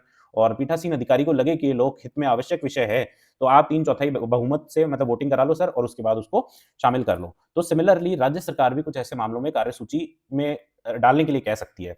तो अध्यक्ष सरकार या उसके द्वारा प्राधिकृत अधिकारी के अनुसार किसी भी निर्दिष्ट साधारण मामले पर विनिश्चय के लिए विचार विमर्श करने हेतु नगरपालिका की बैठक आहूत करेगा। तो अध्यक्ष कर सकता है, सरकार या उसके द्वारा प्राधिकृत अधिकारी के अनुसार। तो ये बात याद रखनी है कौन-कौन है इसमें अध्यक्ष है, सरकार है और उसके द्वारा प्राधिकृत अधिकारी है। फिर नियम 21 देखें तो नियम 21 में मुख्य नगरपालिका अधिकारी नगरपालिका की कार्यवाहियों और अभिलेखों की अभिरक्षा करेगा, है ना? तो अब ये ध्यान रखना कार्यवाहियों की और अभिलेखों की अभिरक्षा कौन करेगा? तो ये भाई पीठासीन अधिकारी या अध्यक्ष नहीं करेगा, ये मुख्य नगरपालिका अधिकारी जो चीफ म्युनिसिपल ऑफिसर है, वो करेगा। फिर इसमें देखो लास्ट नियम नियम 22 है। तो नियम 22 में क्या है राजस्थान नगरपालिका कार्य संचालन नियम जो हमने शुरू में देखा था 1974 तो वो नियम 22 के द्वारा निरसित है ना निरसित मतलब रिमूव या रद्द किया जाता है। परंतु इस प्रकार निरसित नियमों के अधीन आयोजित कोई भी बैठक या किए गए कोई भी कार्य निर्णय जहां तक कि वे नियम के असंगत ना हो इन नियमों के अधीन समझे जाएंगे। मतलब पहले अगर आपने कोई काम किया हुआ है और वो नियम के विरुद्ध नहीं है तो वो भाई इस नियम के अधीन भी समझे जाएंगे और उसके विरुद्ध हैं तो फिर इसको नहीं समझा जाएगा। तो इसका ये जो रिमूवल है इसमें जो ये नगरपालिका एक्ट हो चाहे ये हो इसमें थोड़ी-सी ये टर्मिनोलॉजीज़ है ना ये याद रखना भाई। किसका मतलब निर्सित मतलब क्या होता है? मेरे को तो खुद नहीं पता था निर्सित मतलब क्या होता है? मैंने रिमूव और रद्द ये बाद में देखा है। तो ये टर्मिनोलॉजी याद रखना क्योंकि जो पहले क्वेश्चन्स आए हुए हैं ना उसमें ये टर्मिनोलॉजीज़ का यूज़ किया गया है और एक्ट के साथ में ये प्रॉब्लम तो होती है। एक्ट पढ़ लो चाहे आप पॉलिटी कॉन्स्टिट्यूशन पढ़ोगे तो उसकी भी टर्मिनोलॉजी थोड़ी-सी अलग होती है। तो ये ध्यान रखना। अब ये तो देखो हमारा कार्य संचालन का जो नियम है, ये यहाँ पर फिनिश होता है। राजस्थान नगरपालिका समितियों की शक्तियाँ, कर्तव्य और कृत्य नियम। छोटा-सा नियम है। इसमें देखो जो अधिनियम है हमारा, जो राजस्थान नगरपालिका अधिनियम 2009 आई होप कि अब तक नियम और अधिनियम की चीज़ें क्लियर हो गई होंगी। अधिनियम जो मेन एक्ट है वो है, अधिनियम को लागू करने के लिए जो चीज़ें बनाई जाती हैं वो नियम है, वो अलग से बना करके ताकि अधिनियम को लागू किया जा सके। तो राजस्थान नगरपालिका अधिनियम 2009 जो था उसकी धारा 55 उस धारा 61 और धारा 337 इसके द्वारा प्रदत्त शक्तियों का प्रयोग करते हुए राज्य सरकार इसके द्वारा निम्नलिखित नियम बनाती है। मतलब ये जो ऊपर वाला जो नियम है, जो समितियों की शक्तियाँ, कर्तव्य और कृत्य नियम है, वो किसका यूज़ करके बना रहे हैं भाई? तो धारा 55, धारा 61 और धारा 337। जैसा कि मैंने आपको पहले ही बताया कि ये येलो मार्क इसलिए किया हुआ है क्योंकि ये पिछली बार क्वेश्चन पूछा हुआ है, तो ये प्रीवियस ईयर क्वेश्चन है। तो आपको ऐसे कैसे याद रखना है, तीनों नियम में हम जो भी ये धाराएँ पढ़ेंगे, इनको आपको याद करना ही है। फिर इसमें भी हम लोग देखेंगे धारा 55 जो है धारा 55 जैसे ही आप यहाँ पर ये कंप्लीट हो जाए, उसके बाद में अधिनियम जो है ना, एक्ट की धारा 55 आप देख लेना, है ना? 55 और 61 देख लेना, 337 तो हमारे सिलेबस में नहीं है, पर धारा 55 देख लेना। क्योंकि धारा 55 अगर पूरा एक्ट में आपको बताऊँ ना 2009 का जो अधिनियम है, वो पूरे एक्ट में सबसे इम्पोर्टेंट अगर कोई धारा है ना, तो यही धारा है। क्योंकि एक धारा से मान लो अगर 3 क्वेश्चन किसी एग्ज़ाम में पूछे हुए हैं, तो हाँ, ऑब्वियस सी बात है 40 में से 3 क्वेश्चन या 30 में से 3 क्वेश्चन है, तो 10% वेटेज हो जाता है इस एक धारा का। तो ये धारा आप देख लेना, ठीक है? तो कौन-कौन सी धारा है, एक बार वापस से हम लोग देखते हैं। धारा 55, धारा 61 और धारा 337 इनका यूज़ करके हमने क्या बनाया है मतलब सरकार ने क्या बनाए हैं, कुछ नियम बनाए हैं। और ये नियम क्या करेंगे, समितियों की क्या-क्या शक्तियाँ होंगी, उनके कर्तव्य क्या हैं और उनके कृत्य क्या हैं, उनके बारे में बताते हैं। तो सबसे पहले जो नियम 1 है, वो नियम क्या है, संक्षिप्त नाम और प्रारंभ। अब संक्षिप्त नाम तो इसका जो नाम है राजस्थान नगरपालिका समितियों की शक्तियाँ, कर्तव्य और कृत्य नियम 2009 और इसका जो प्रारंभ हुआ है, ये हमें याद रखना है 23 दिसंबर को। 23 दिसंबर 2009 को इसका प्रारंभ हुआ है। तो ये डेट आपको ध्यान रखनी है। फिर दूसरा नियम जो है वो हमेशा की तरह देखो जो एक्ट आप जितने भी पढ़ोगे ना आप चाहे आरएएस मेंस के सिलेबस में कुछ एक्ट हैं वो देखोगे लॉ में जो दिए हुए हैं या फिर कहीं पर भी कोई सा भी एक्ट होगा उसमें पहले दूसरी यही सब होती है, पहली दूसरी धाराएँ। पहले में तो आपको बता देते हैं नाम क्या है, शुरुआत कब हुई है और दूसरे में बता देते हैं परिभाषाएँ। अब परिभाषाएँ मैं पिछली बार समझा चुका हूँ। अगर आपको वापस से समझना है तो वापस से वही वाला देख लेना, बहुत बोरिंग हो जाता है हर बार ये समझाना। तो परिभाषाओं में क्या है, अब एक्ट में कहीं पर भी अगर मतलब ये जो नियम है इसमें कहीं पर भी अधिनियम लिखा हुआ है तो उसका मतलब क्या है राजस्थान नगरपालिका अधिनियम 2009 ठीक है उससे अभिप्रेत है। अभिप्रेत है मतलब उसका मायना ये है। अधिनियम मतलब कौन सा, राजस्थान नगरपालिका अधिनियम 2009। धारा लिखी हुई है तो अधिनियम की ही धारा, इसी अधिनियम की धारा के बारे में बात कर रहे हैं। फिर समिति कहीं पर लिखी हुई है तो अधिनियम की धारा 55 के अधीन नगरपालिका द्वारा गठित समितियां। अब धारा 55 भी आप देखो, धारा 55 बहुत बड़ी है। मैं आपको बताऊं तो धारा 55 में असल में है क्या कि जो नगर पालिका होगी, वहाँ पर कितनी समितियाँ बनेंगी। तो वैसे टोटल मैं आपको बता देता हूँ, 1 प्लस 7 समिति होगी। एक कार्यपालक समिति होगी, है ना? यहाँ पर वैसे आपको वहीं पर देखना है, पर मैं थोड़ा-सा बेसिक बता रहा हूँ। एक कार्यपालक समिति होगी और दूसरी अन्य समितियाँ होंगी, है ना? तो ये मैक्सिमम आपको कितनी 8 समितियाँ, 1 प्लस 7। और अगर आपको टोटल नंबर वैसे बताऊँ, तो अधिकतम समितियाँ कितनी बन सकती हैं, तो आप ये याद रखना 8, 6, 4, है ना? इस नंबर से पिछली बार क्वेश्चन पूछा हुआ है, मैंने वो एक्ट में पढ़ाया हुआ भी है, तो 8, 6, 4 याद रखना है ना? 8, 6, 4 किस-किस में है? तो नगर निगम है, तो 8 होंगी, नगर परिषद है, तो 6 होंगी और नगर अगर ये नगर पालिका है, तो 4 होंगी। ये अधिकतम समितियों की संख्या है। फिर हम लोग बात करें तो जो कार्यपालक समिति है इसमें जो इसका जो अध्यक्ष जो नगरपालिका का अध्यक्ष होगा वो इसका अध्यक्ष होगा। उसके अलावा जो चीफ म्युनिसिपल ऑफिसर होगा, सीएमओ होगा, जो मुख्य नगरपालिका अधिकारी होगा वो इसका पदेन सचिव होगा या अध्यक्ष होगा। तो ये सारी चीज़ें आप एक्ट में एक बार देख लेना। तो धारा 55 मैं आपको बता रहा हूँ बहुत इंपॉर्टेंट है। इस वाला जो ये नियम है ना इसमें कुछ भी इतना बहुत ज़्यादा इंपॉर्टेंट नहीं है। जो एक बात इंपॉर्टेंट थी वो मैंने आपको बता दी, 1-2 चीज़ें और देख लेंगे। तो इससे तो 2-3 क्वेश्चन बनने जैसे हैं वो देख लेंगे पर धारा 55 से क्वेश्चन ज़रूर बनते हैं तो धारा 55 ध्यान से पढ़ना वहाँ पर भी। फिर देखें धारा 3। अब धारा 3 में क्या है समितियों का गठन। अब देखो समितियों का गठन कहाँ किया जाएगा? हमने पिछले जो लेक्चर हुआ उसमें हमने बैठकों की बात की, है ना? जो बैठक होती है उसकी बात की। अब बैठक कौन-कौन सी होती है? तो हमने देखा साधारण बैठक हो सकती है ना? साधारण बैठक हो सकती है, उसके अलावा विशेष बैठक हो सकती है। विशेष बैठक के अलावा आवश्यक बैठक हो सकती है या अति आवश्यक बैठक उसको बोल सकते हैं। तो अब ये जो बैठकें हैं, विशेष बैठक हो या आवश्यक बैठक हो, ये हमने देखा था किसी स्पेशल रीज़न से, है ना? कोई स्पेशल रीज़न होगा, उसकी वजह से ये गठित होंगी, मतलब ये बैठकें आयोजित होंगी। वरना कौन-सी बैठक होती है नॉर्मली? साधारण बैठक होती है। तो नगर पालिका की जो समितियाँ होंगी, वो नगर पालिका की जो सामान्य बैठक होगी या साधारण बैठक होगी, दोनों में से कुछ भी कह लो या सामान्य साधारण बैठक होगी, उसमें इनको गठित किया जाएगा। है ना? सामान्य साधारण बैठक में गठित किया जाएगा। ये वाली बात इम्पोर्टेंट है। दूसरी बात मैं आपको बता रहा हूँ, इसमें वापस से कौन-सा पढ़ना है अपन को? धारा 55 जो एक्ट की अधिनियम की धारा 55 है, वो देखनी है। फिर देखें तो नियम 4 अब नियम 4 में क्या बताया हुआ है कि समितियों की शक्तियाँ क्या होंगी, कर्तव्य और कृत्य क्या होंगे? तो जो इसका नाम है वो एक्चुअली नियम 4 है। तो अब देखो, इसमें कार्यपालक समिति के बारे में बात बताई हुई है और वित्त समिति के बारे में। ये 2 मेजर समितियाँ हैं जिसके बारे में बताई हुई है, बाकी और अलग-अलग समितियाँ होती हैं, उनके जो कार्य हैं वो इतने हमारे एग्ज़ाम के लिए इम्पोर्टेंट नहीं है। तो इसमें देखो कार्यपालक समिति क्या काम करेगी, जो भी काम उसको अधिनियम की धारा यहाँ पर इतनी धाराएँ लिखी हुई है, ये आपको याद नहीं करनी है, एक बार देख लेना है ना 71, 73, 74, 106, 118, 152 से लेके 156 तक, 173 से लेके 176 तक, 198, 99, 240, 255 ये सारी आपको याद नहीं करनी है, एक बार देख लेना, नज़र मार लेना भई। तो इन धाराओं में जो बात बोली गई है, वो काम करने का काम किसका है? कार्यपालक समिति का काम है। वो शक्तियाँ इसके पास हैं, वो कर्तव्य इसके पास हैं, वो कृत्य इसके पास हैं। फिर देखें तो बोर्ड कर्मचारियों की नियुक्ति, बोर्ड में जो नगरपालिका बोर्ड होगा, उसमें कर्मचारियों की नियुक्ति और उनके विरुद्ध अनुशासनात्मक कार्यवाही, ये 2 काम कौन कर रहा है भई? तो ये कार्यपालक समिति ये 2 काम करेगी। फिर इसके अलावा जो वित्त समिति है, उसके पास क्या-क्या शक्तियाँ हैं, कर्तव्य हैं और कृत्य हैं। तो ऐसे कर्तव्य, कृत्य और जो शक्तियाँ जो धारा 80 से 96 तक, 98 से 100 और 101, 104, 108, 148, 150 और 296 इसके अधीन जो-जो शक्तियाँ उसको मिली हुई हैं, तो वो शक्तियाँ किसके पास होंगी? वित्त समिति के पास होगी। वो कर्तव्य किसके होंगे? वित्त समिति के होंगे। तो आपको डायरेक्टली जब आप धारा 80 पढ़ो, ये सब जितनी भी धाराएँ ये आप पढ़ो, तो आपको ये ध्यान में रखना है कि ये किसके काम है भाई? तो ये वित्त समिति के काम है। फिर देखें तो नगरपालिका हेतु बजट तैयार करना। अब बजट तैयार करने का काम वित्त समिति का है और विनियोजन हो या अन्य बजट से संबंधित या फाइनेंसेस से संबंधित मामले हैं, तो वो कौन करेगा भई? तो वो वित्त समिति करेगी। फिर करारोपण और उनकी अपील अब जो कोई टैक्स लगा दिया है या फिर उनके संबंध में कोई अपील है, तो वो आप कहाँ करने जाओगे या फिर वो किसका काम होगा? तो वो वित्त समिति का काम होगा। फिर करों की वसूली के संबंध में कोई भी अन्य कृत्य और शक्तियाँ। तो आपको पता है जैसे कि अगर हम लोग डायरेक्टली भी देखें तो वित्त समिति का मतलब क्या हुआ कि फाइनेंसेस से रिलेटेड होगी। अब फाइनेंसेस से रिलेटेड तो काम जो हैं वो इन सारी जो ये धाराएँ लिखी हैं यहाँ पे, इसमें आ गए।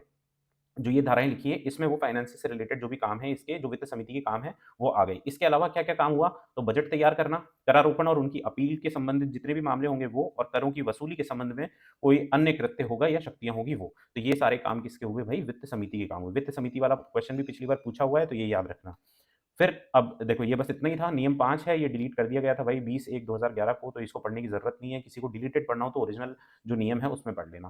फिर नियम 6 है तो राजस्थान नगरपालिका समितियों का गठन नियम 1996 मतलब इससे पहले कौन-सा नियम चलता था? 1996 का नियम चलता था, तो वो इसके द्वारा निरसित या रद्द किया जाता है और ऐसे निरसन द्वारा किए गए निरसित नियमों द्वारा की गई कार्रवाई की विधि, मान्यता या अविधि मान्यता को प्रभावित नहीं किया जा सकेगा। मतलब बात वही हुई कि उसमें कुछ ऐसी चीज़ लिखी हुई ऑलरेडी थी जो उस टाइम के हिसाब से प्रॉपर थी, तो उसको आप अविधि मान्य नहीं करोगे, उसको आप मतलब गलत नहीं घोषित करोगे, ठीक है? तो ये हमारा जो नियम था, छोटा-सा नियम है, पर मैं आपको वापस से कहूँगा कि इसके साथ में आपको धारा 55 पढ़नी है। तो धारा 55 और धारा 61 जो हमने देखी ना, वो इसके साथ में आप पढ़ लेना। तो बहुत-बहुत धन्यवाद। तो शुरू करते हैं, राजस्थान नगर पालिका सामान क्रय एवं अनुबंध नियम 1974। अब सामान क्रय और अनुबंध का मतलब क्या हुआ? तो सामान की बिक्री होती है, कुछ सामान बेचना है, कुछ सामान खरीदना है या फिर कुछ कॉन्ट्रैक्ट करना है, कुछ काम करवाने हैं, नगर पालिका को खुद के स्तर पे कुछ काम करवाने हैं, तो उसके टेंडर निकालने हैं, तो ये सारी चीज़ें इस नियम में दी गई हैं। तो सबसे पहले जो बात सबसे पहले लिखी होती है राजस्थान नगर पालिका कानून 1959, ठीक है? पहले इसको पढ़ लेते हैं, फिर मैं बताता हूँ। 1959 की धारा 298, धारा 80 और धारा 297 में प्रदत्त शक्तियों का प्रयोग करते हुए निम्न 17 नियम बनाए गए हैं। अब इससे क्या पता चलता है, टोटल देखो 17 तो नियम हैं। एक बात तो ये हो गई। दूसरी बात क्या हो गई, राजस्थान नगर पालिका अधिनियम 2009 के तहत नहीं बनाए गए हैं, क्योंकि आप देखो ये नियम जो है ये 1974 के नियम है, पुराने नियम है। तो तब तो 2009 का अधिनियम आया नहीं था, है ना? तो 2009 से पहले जो अधिनियम था 1959 का, उसके तहत ये जो नियम है ये बनाए गए हैं। उनकी जो उसमें जो शक्तियाँ दी हुई है उनका उपयोग करते हुए, ठीक है? तो ये बात हो गई। फिर कौन-कौन सी धाराएँ, 298, धारा 80 और धारा 297, है ना? इनमें प्रदत्त शक्तियाँ हैं, ये 3 धाराएँ हैं। और ये याद रखना है आपको, 2009 के अधिनियम वाली धाराएँ नहीं है। अगर कोई अच्छा क्वेश्चन बनाना चाहे, कन्फ्यूज़ करना चाहे, तो ये क्वेश्चन बन सकता है। तो याद रखना, ये 1959 वाला जो कानून है नगरपालिका, राजस्थान नगरपालिका कानून, उसकी तीनों धाराएँ हैं। आपको मैंने पहले भी बताया कि धारा से पिछली बार दूसरे नियम से क्वेश्चन पूछा हो, तो इस बार इस नियम से भी बन सकता है। कोई उसमें अलग बात नहीं होगी। फिर बात करते हैं सबसे पहले नियम 1। तो नियम 1 और 2 तो हमको अब याद हो ही गया है कि नियम 1 क्या होता है, संक्षिप्त नाम। संक्षिप्त नाम में क्या दिया हुआ है, राजस्थान नगरपालिका सामान क्रय एवं अनुबंध। अनुबंध मतलब कॉन्ट्रैक्ट नियम। अभी देखो मैंने कुछ चीज़ें ब्रैकेट में लिखी हुई है, ये समझाने के लिए। जो मूल नियम है उसमें ऐसा कुछ लिखा हुआ नहीं है अलग से कि इंग्लिश में, पर ये समझाने के लिए है क्योंकि इसमें कुछ टर्मिनोलॉजीज़ ऐसी हैं जो डिफ़िकल्ट होती हैं। फिर प्रारंभ देखेंगे तो नियम के राजपत्र में प्रकाशन की तारीख से 1 माह पश्चात। बस इतना याद रख लेना। इसमें कोई डेट नहीं लिखी हुई है, मतलब अपने को डेट याद नहीं करनी है ना? मैं आपको देखो एक चीज़ और बता देता हूँ। वैसे ज़्यादा बातें इधर-उधर की करना ठीक भी नहीं रहता, मैं करता भी नहीं। पर एक चीज़ होती है फोमो, है ना? फोमो होता है फियर ऑफ मिसिंग आउट। अब आपको जितने लोग मतलब मैं किसी पर्टिकुलर की बात नहीं करूँगा। अगर आपको बहुत ज़्यादा डिटेल्ड कुछ बताया जा रहा है, डिटेल्ड ऐज़ इन कि कुछ आपसे आपको ऐसी इन्फॉर्मेशन शेयर की जा रही है जो कभी ना तो एग्ज़ाम में पूछी हुई है, ना कभी प्रीवियस ईयर क्वेश्चन में आई है और ना कभी आने के कोई चांसेस हैं। पर फिर भी इसलिए बताया जा रहा है कि आपको ये फोमो ना रहे। तो भाई ये थोड़ा बहुत फोमो जो है ना, फियर ऑफ मिसिंग आउट है ना, ये सबको होता है। पर आप इसको खत्म करना चाहोगे तो आप इतनी चीज़ें पढ़ लोगे जिसका कोई अंत नहीं है। तो इसलिए जो नियम में दी हुई चीज़ें हैं, हम लोग वो करने की कोशिश करते हैं। अगर हमको इतना भी याद हो गया ना, तो भी हमारा बेड़ा पार लग ही जाना है, ठीक है?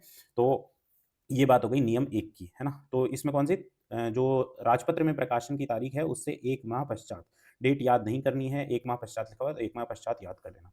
फिर नियम 2 है, तो नियम 2 में परिभाषाएँ हैं। परिभाषाओं में जैसे कहीं पर भी बोर्ड लिखा हुआ है इस नियम के अंतर्गत, तो ये नगर परिषद है। नगर परिषद में ऑल 3 मैंने क्यों लिखा है? इसमें तीनों आ जाते हैं, निगम हो, है ना? परिषद हो और पालिका हो, है ना? और पालिका हो। तो ये तीनों इसमें आ जाते हैं। फिर क्रय अधिकारी या माँगकर्ता अधिकारी से जो मुख्य कार्यपालक अधिकारी है, उसका अभिप्रेत है। अब देखो इस अधिनियम में कई जगह पर हम लोग देखेंगे कि आपको कई जगह पर क्रय अधिकारी शब्द का इस्तेमाल किया हुआ मिलेगा, क्रय अधिकारी, और माँगकर्ता अधिकारी भी मिलेगा। तो जहाँ-जहाँ पर ये है, उसका मतलब क्या हुआ, मुख्य कार्यपालक अधिकारी या मुख्य नगरपालिका अधिकारी, चीफ म्युनिसिपल ऑफिसर, ठीक है? तो ये नियम 1 और 2। अब नियम 3। अब नियम 3 में क्या है? निविदा द्वारा सामग्री का क्रय और कार्य का निष्पादन। अब देखो कोई भी कार्य सामग्री का क्रय करना है, बिक्री करनी है, खरीदारी करनी है और कोई कार्य करना है, तो उसके लिए टेंडर निकाले जाएँगे। अब टेंडर किस केस में निकाले जाएँगे, तो वो नियम 3 में दिया हुआ है। तो देखो पहले तो ऐसी स्थिति थी कि जहाँ पर भी 1000 रुपए तक का व्यय हो, वहाँ कोटेशन लेना पड़ता था, है ना? कोटेशन लेना मतलब कि आप किसी से आप लिखित में लोगे, मान लो कि आपको ₹1000 की कोई चीज़ खरीदनी है। जैसे ₹1000 का क्या मानोगे आप, ₹1000 के आपको मान लो कि किताबें खरीदनी है, तो आप क्या करोगे, 3 अलग-अलग स्टेशनरियों से कोटेशन ले लोगे कि ये भई 10 किताबें मुझे खरीदनी है, तो इसने बोला कि मैं 999 में दे दूँगा, इसने बोला 1000 ₹1100 लूँगा, इसने बोला ₹1200 लूँगा। तो आप इनमें से जो सबसे सस्ती होगी, तो वो वहाँ से आप खरीद लोगे। तो ये कोटेशन आपको 3 जगह से लेने पड़ते थे।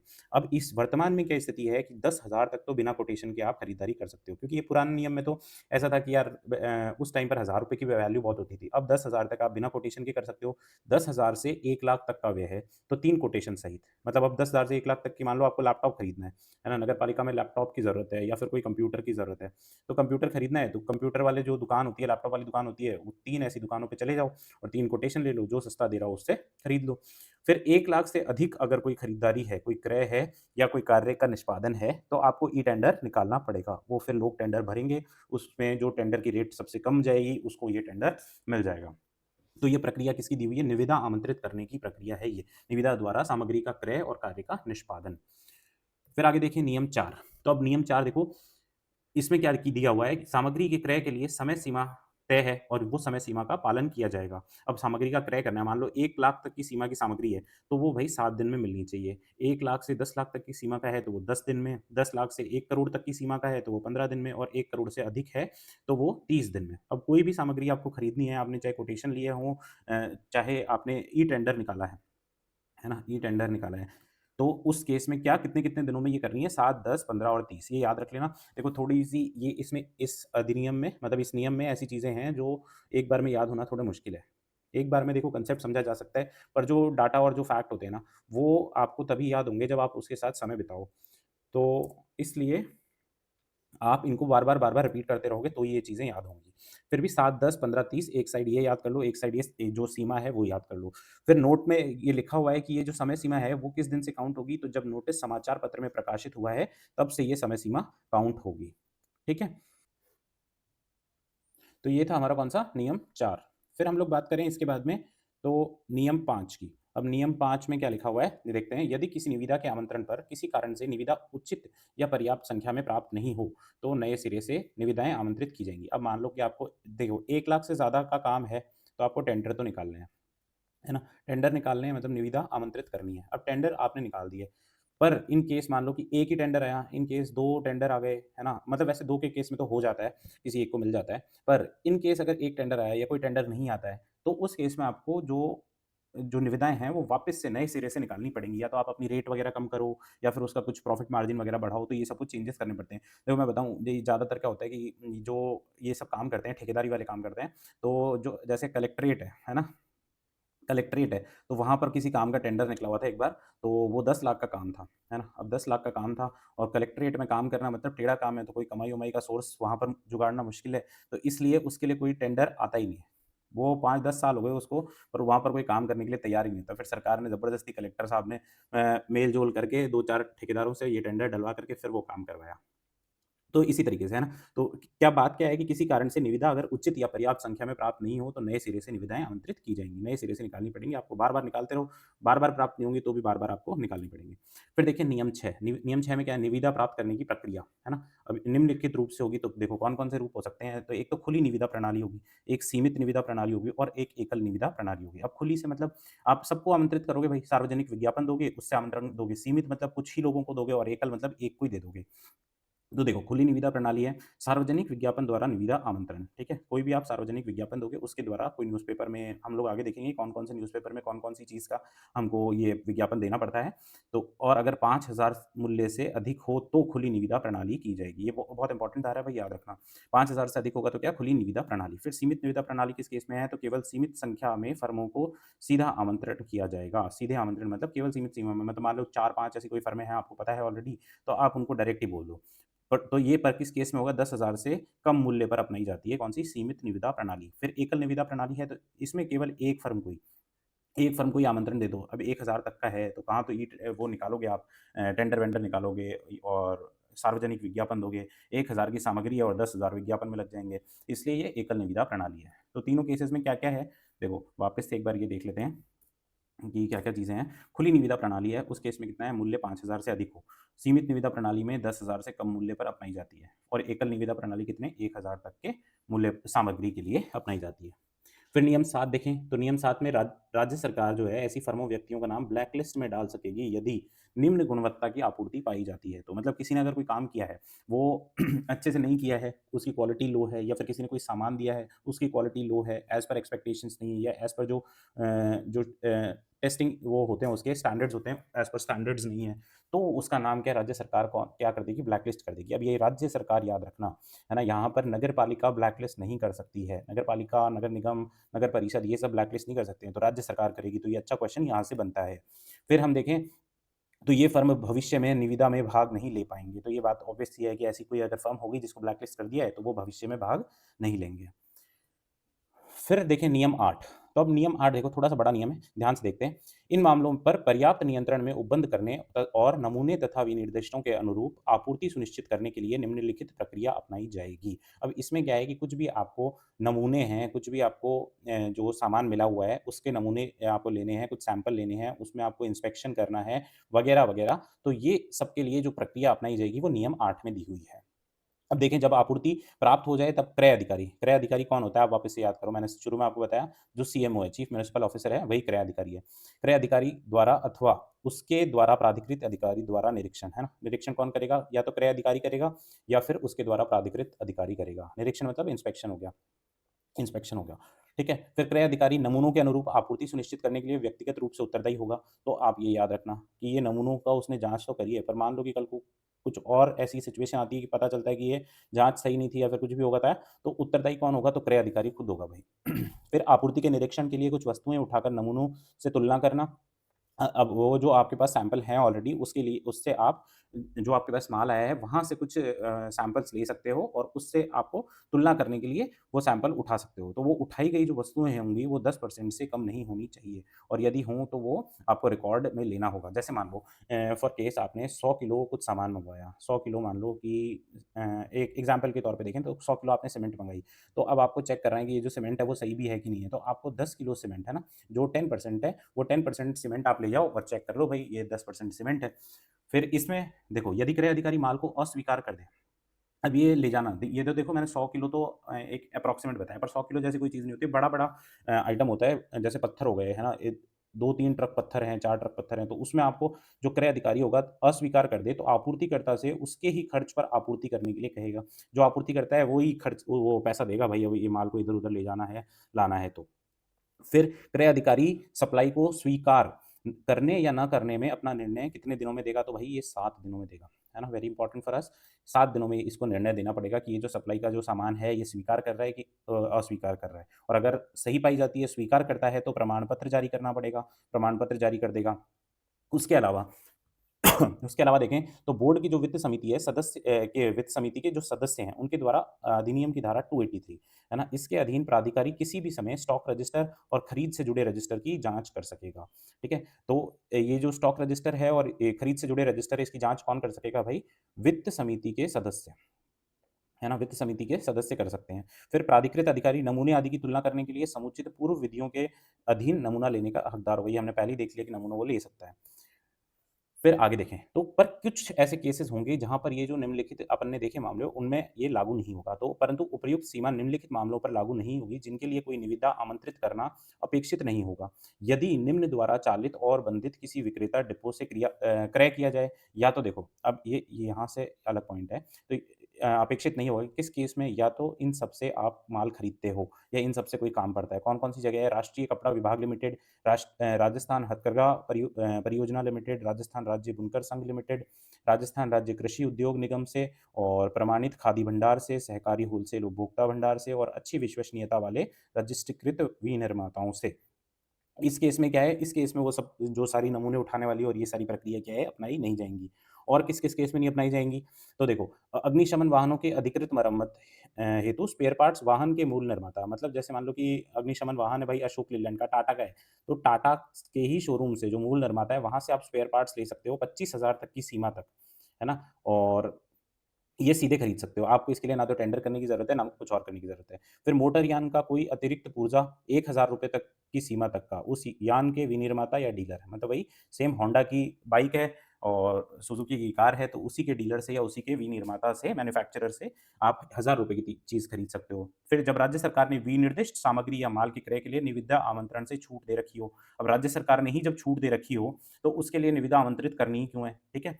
फिर जब राज्य सरकार ने किसी विभाग से या किसी सरकारी उपक्रम से क्रय किया जाए, अब राज्य सरकार का ही कोई विभाग है, कोई सरकारी उपक्रम है, तो वो क्या है ऑलरेडी ये सारी जाँच प्रक्रिया और ये सब में आ जाता है, तो उसके लिए उसको टेंडर करने की कोई ज़रूरत है नहीं।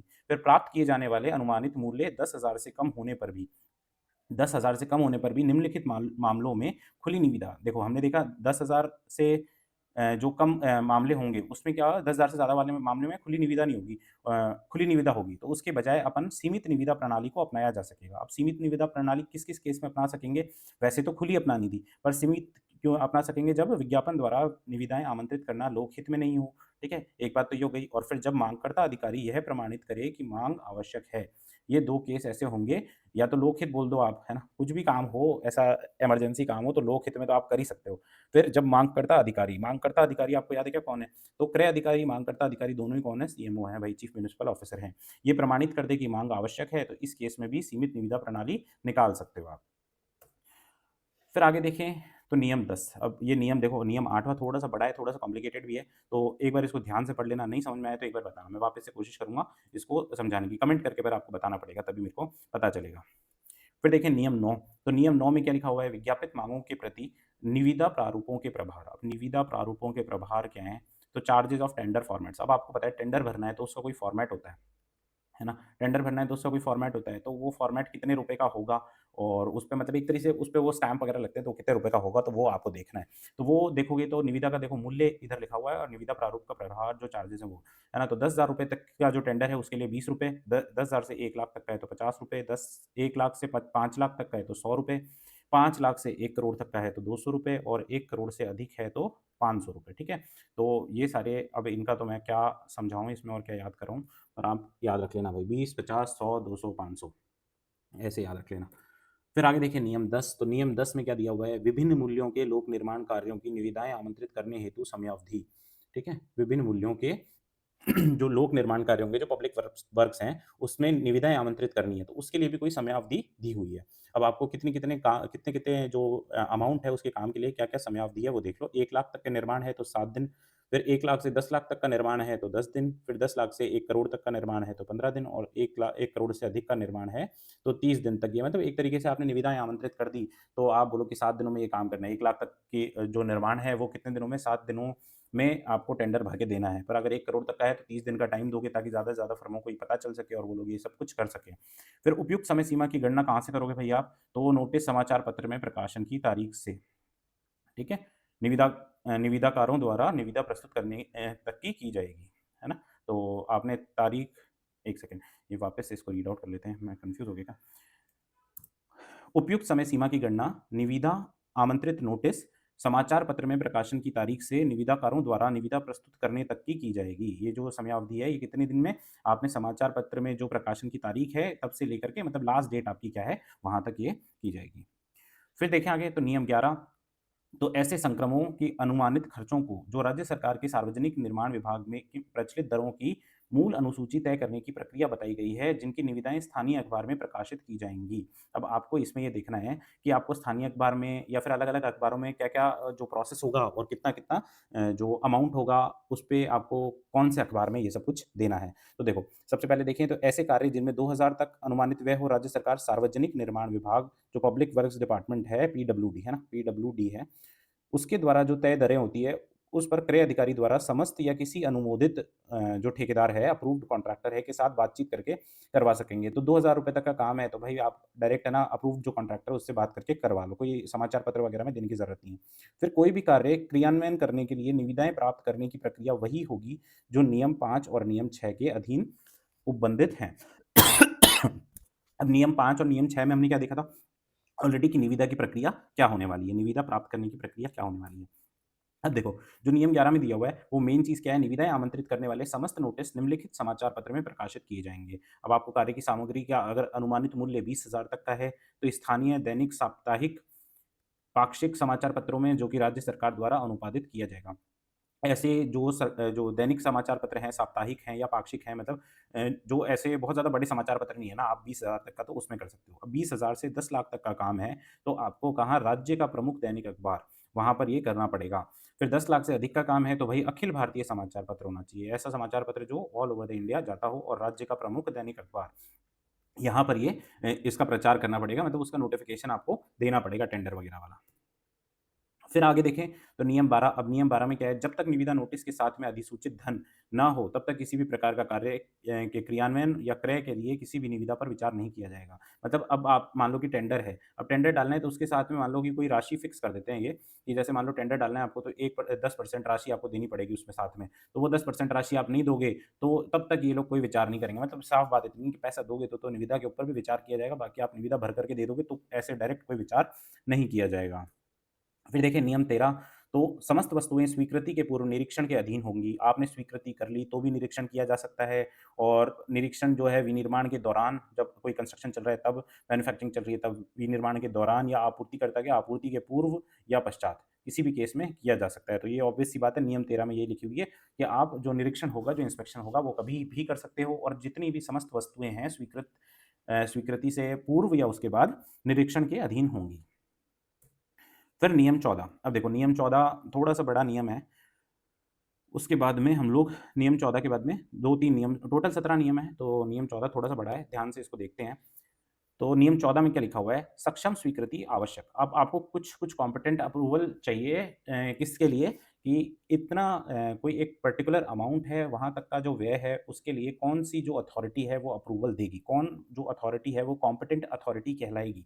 तो ये इसमें बता रखा है, जो नगर निगम है उसके मामले में, जो नगर परिषद है या फिर नगर पालिका है उसके मामले में। तो तीनों का हम लोग देखते हैं कि देखो, सबसे पहले सामग्री माल के क्रय के कार्य की कोई संविदा निम्नलिखित प्राधिकारियों के पूर्व प्रशासनिक अनुमोदन, जो एडमिनिस्ट्रेटिव अप्रूवल होता है, एवं वित्तीय स्वीकृति के बिना क्रियान्वित नहीं की जाएगी। एडमिनिस्ट्रेटिव अप्रूवल होना चाहिए और फाइनेंशियल जो अप्रूवल है, स्वीकृति है, वो होनी चाहिए। अब इन केस नगर निगम है, तो नगर निगम के केस में देखो आपको स्ट्रक्चर और पैसे थोड़े अलग हैं। निगम है तो बड़ा काम होगा, बड़े पैसे होंगे, है ना? मतलब ज़्यादा पैसे का काम होगा। तो देखो नगर निगम के केस में क्या है, 25 लाख तक का व्यय है, तो अतिरिक्त आयुक्त है ना, एडिशनल कमिश्नर या फिर उपायुक्त, जो डेप्यूटी कमिश्नर है वो ऐसे की साइनिंग अथॉरिटी होगी। देखो इधर जो अमाउंट है वो लिखा हुआ है, इधर साइनिंग अथॉरिटी लिखा हुआ है, ठीक है? तो बहुत ज़्यादा बोलना तो मुश्किल हो जाएगा। तो ये 25 लाख तक का व्यय होगा तो अतिरिक्त आयुक्त या उपायुक्त कर लेंगे। 1 करोड़ तक का व्यय है तो आयुक्त कर लेगा। 2 करोड़ तक का व्यय है तो महापौर कर लेंगे, और 5 करोड़ तक का व्यय है तो वित्त समिति। अब आप देखो इसमें एक बात है कि बहुत सारे ये हम लोग निगम और परिषद और जो पालिका है तीनों का देखेंगे। इसमें जो मैक्सिमम है ना वो वित्त समिति के पास में ही पावर्स होती है। उसके बाद में जो पूर्ण शक्तियाँ होती हैं, वो नगर निगम को ही प्राप्त होंगी। तो पूर्ण शक्तियाँ हर बार आप देखोगे, मैक्सिमम जितना अमाउंट है वो वित्त समिति के पास होता है, मिनिमम अमाउंट जो एडमिनिस्ट्रेटिव ऑफिसर होता है वहाँ पे उसके पास होता है। तो ये वैसे याद करने का कोई और तरीका तो है नहीं, बाकी तो पढ़ कर के ही याद होगा। फिर देखिए नगर परिषद है, तो नगर परिषद के मामले में क्या होगा, तो 2 लाख तक का व्यय है तो आयुक्त। फिर आप देखो पीछे जो नगर निगम है उसमें जो आयुक्त है वो 1 करोड़ तक का व्यय है तो, है ना? यहाँ पे व्यय लिखा हुआ आ गया है। यहाँ पे ये जो व्यय लिखा हुआ है ये देख लेना भाई, यहाँ पे व्यय है ना? करेक्शन कर लेना नोट्स में, व्यय है। तो ये 1 करोड़ तक का नगर निगम के केस में था। पर नगर परिषद के केस में 2 लाख तक का व्यय है तो फिर आयुक्त कर देगा साइन, 50 लाख तक का व्यय है तो अध्यक्ष कर देगा, 100 लाख मतलब 1 करोड़ तक का व्यय है तो वित्त समिति, और पूर्ण शक्तियाँ किसमें होंगी? नगर परिषद में होंगी। फिर उसके आगे देखो नगर पालिका है, तो नगर पालिका के मामले में जो आप लगने वाले हो ईओ, तो 1 लाख तक की पावर भई आपके पास में रहेगी। 1 लाख तक का व्यय है तो साइनिंग अथॉरिटी कौन है? ईओ होगी। फिर ईओ को ही हम लोग क्या बोल रहे हैं अधिनियम में बार-बार? सीएमओ बोल रहे हैं, चीफ म्युनिसिपल ऑफिसर बोल रहे हैं। फिर 25 लाख तक का व्यय है तो चेयरमैन के पास में ऐसी पावर होगी, और 50 लाख तक का व्यय है तो वित्त समिति के पास में ऐसी पावर होगी। और जो पूर्ण शक्तियाँ वो किसके पास होंगी? तो नगर पालिका के पास होंगी। परंतु इसमें देखो एक परंतु भी लगाया हुआ है कि उपर्युक्त जो वर्णित प्राधिकारी हैं, एक्ट की धारा, जो एक्ट है हमारा अधिनियम है, उसकी धारा 81 है ना? जो नगर पालिका निधि के खर्च से संबंधित कुछ बातें हैं, तो उसकी धारा 81 के प्रावधानों के अनुसार शक्तियों का प्रयोग करेंगे। ठीक है? ये धारा 81 एक बार मैं चेक कर लूँगा वापस कि ये नगर पालिका निधि से खर्च संबंधित है या क्या है? पर धारा 81 है, ये आपको याद रखना है। इसका जो इंटरनल मैटर है वो मैं शायद ये गलत लिखा हुआ है यहाँ पे, तो वो एक बार देख लूँगा। ठीक है? फिर पिछले वर्ष के वास्तविक आय और व्यय की राशि 20% से अधिक हो तो, अब मान लो कि आपका कमाई तो हुई है 1 लाख, है ना? है ना? 1 लाख कमाई हुई है और आपने 1,20,000 का खर्चा कर दिया। तो इस केस में आपने ये जो 1,30,000 का खर्चा कर दिया, तो ये 20% से अधिक हो गया ना, 20% से अधिक हो गया, तो उस केस में क्या है कि ये जो स्वीकृति है ना, आपको लेनी पड़ेगी। नगर निगम या परिषद है, तो उसके केस में राज्य सरकार से लेनी पड़ेगी और नगर पालिका के केस में जो क्षेत्रीय उपनिदेशक है, जो रीजनल डेप्यूटी डायरेक्टर है, उससे लेनी पड़ेगी। जो हमने अधिकारी वगैरह पढ़े, ये किस केस में है? जो आय और व्यय की राशि 20% से कम हो, है ना? उसमें जो डिफरेंस है, वो जो है वो 20% से कम होगा तो ये जो प्रोसेस है हमने एक-एक अधिकारी का देखा, चेयरमैन का देखा, वित्त समिति का देखा और अगर 20% से अधिक है तो जो ये प्रक्रिया अपनाई जाएगी ये क्या है? या तो राज्य सरकार से लेना पड़ेगा नगर निगम और नगर परिषद के केस में और नगर पालिका से क्षेत्रीय उपनिदेशक के केस में। तो ये बात हो गई भई हमारा जो नियम 14 है। इसमें देखो आगे क्या बातें लिखी हुई है।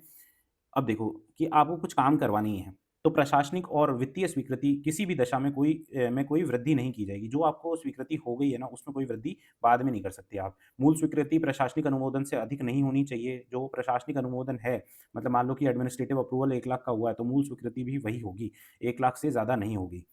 फिर कुछ कार्य नीचे दी गई निश्चित अवधि के भीतर पूरा किया जाना चाहिए। अब देखो, आप देख रहे हो कि नगर पालिका में, नगर निगम में हर जगह पे कुछ रोड्स बन रही हैं, कुछ और काम चल रहा है और अलग-अलग हैं। वैसे वो कुछ ना कुछ कारण से अटके हुए ही रहते हैं। पर यहाँ पर निश्चित अवधि तय की हुई है भई, तो वो कौन-कौन सी निश्चित अवधि है, तो ये आपको अगेन याद ही करनी पड़ेंगी, इसका कोई इलाज मेरे पास तो नहीं है। 5 लाख तक की लागत का कार्य है तो 1 माह में पूरा किया जाएगा। 5 से 10 लाख तक का है तो 2 माह में, 10 से 50 लाख तक का है तो 4 माह में और 50 लाख से 1 करोड़ तक की लागत का काम है तो 6 महीने में भई इसको पूरा करना है। तो ये 4 चीज़ें तो ऐसे याद रखना और 1 करोड़ से अधिक लागत का कार्य है, तो नगर पालिका बोर्ड जो है वो निश्चित समय तय कर देगा भई। वो निश्चित समय बता देगा कि 1 करोड़ से ज़्यादा 2 करोड़, 5 करोड़, 10 करोड़ काम है, तो कितने समय में करना है। पर वो जो समय है वो तय पहले से रहता है, निश्चित अवधि के भीतर ही वो काम पूरा होना चाहिए। फिर देखें तो काम में देखो जो पैसा है वो कैसे-कैसे मिलेगा, जो काम करने वाला व्यक्ति है उसको कैसे-कैसे मिलेगा। तो कार्य की आनुपातिक प्रगति और समय पर सक्षम प्राधिकारी द्वारा पूर्णता की रिपोर्ट पर निम्न अनुसार भुगतान किया जाएगा। अब निम्न अनुसार भुगतान किया जाएगा तो देखो, अगर आपने आप एक बार ये पढ़ लेना पूर्ण निश्चित अवधि का समय विस्तार। अब मान लो कि 25% काम हो गया, है ना? आपने 100 काम दिया था, 25 काम हो गया, है ना? तो आपने 12.5% राशि, है ना? 1/4 दिनों में साढ़े 25% काम हो गया तो 12.5% राशि आप दे दोगे, है ना? जो आपने टोटल टेंडर निकाला है या टोटल जो वैल्यू है उसकी 12.5% राशि आप दे दोगे। 50% काम हो जाएगा आधे दिनों में, तो 40% राशि दे दी जाएगी।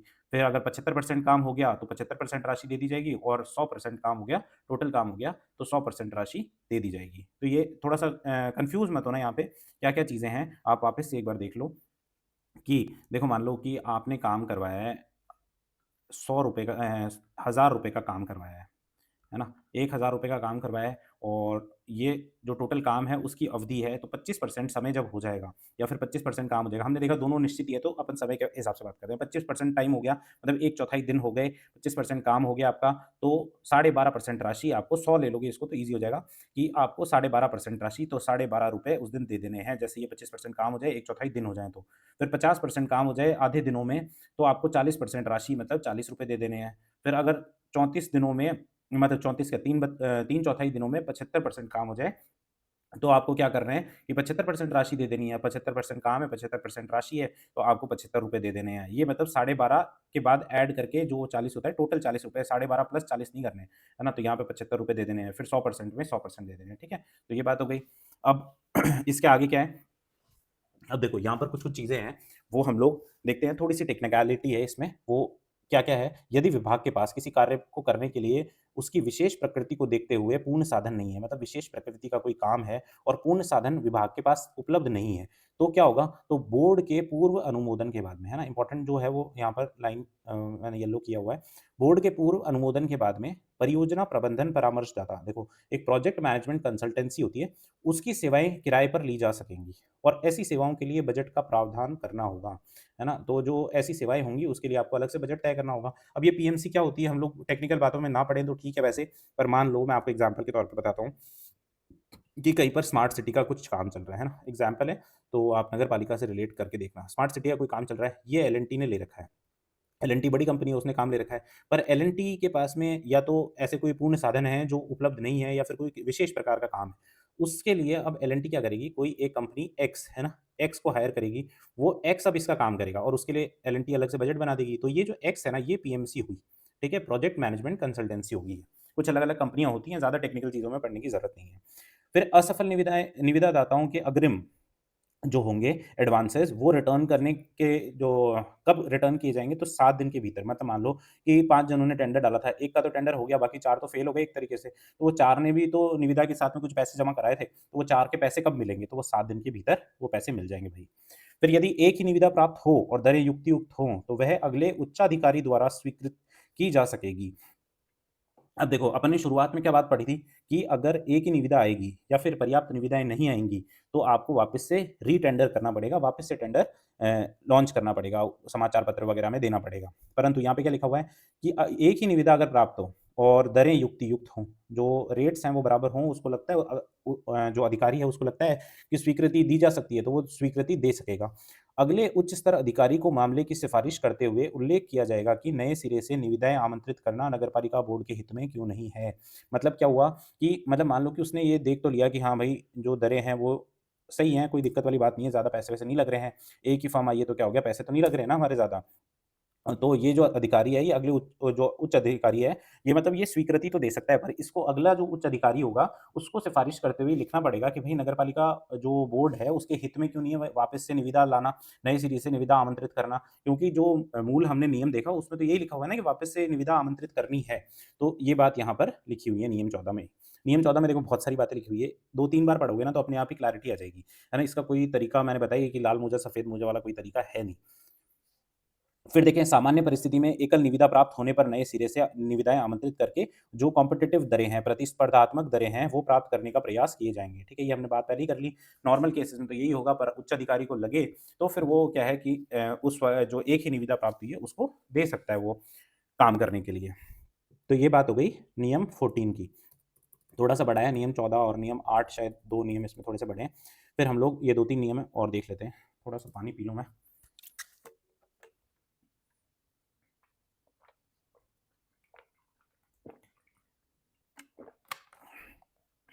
अब देखो, नियम 15 में क्या लिखा हुआ है कि निर्माण कार्य की अवस्था में संबंधित अनुमान तथा निम्न राशि के तकनीकी रूप से अनुमोदन तथा परीक्षण की सीमा निम्न होगी। देखो, वैसे तो ये हिंदी इतनी टफ लिखी हुई है कि इसका कुछ किया नहीं जा सकता। पर आप देखो, कुछ टेक्निकल जो रूप का कोई काम होगा, उसके लिए कुछ स्वीकृतियाँ लेनी पड़ती हैं। तो वो टेक्निकल स्टाफ होगा।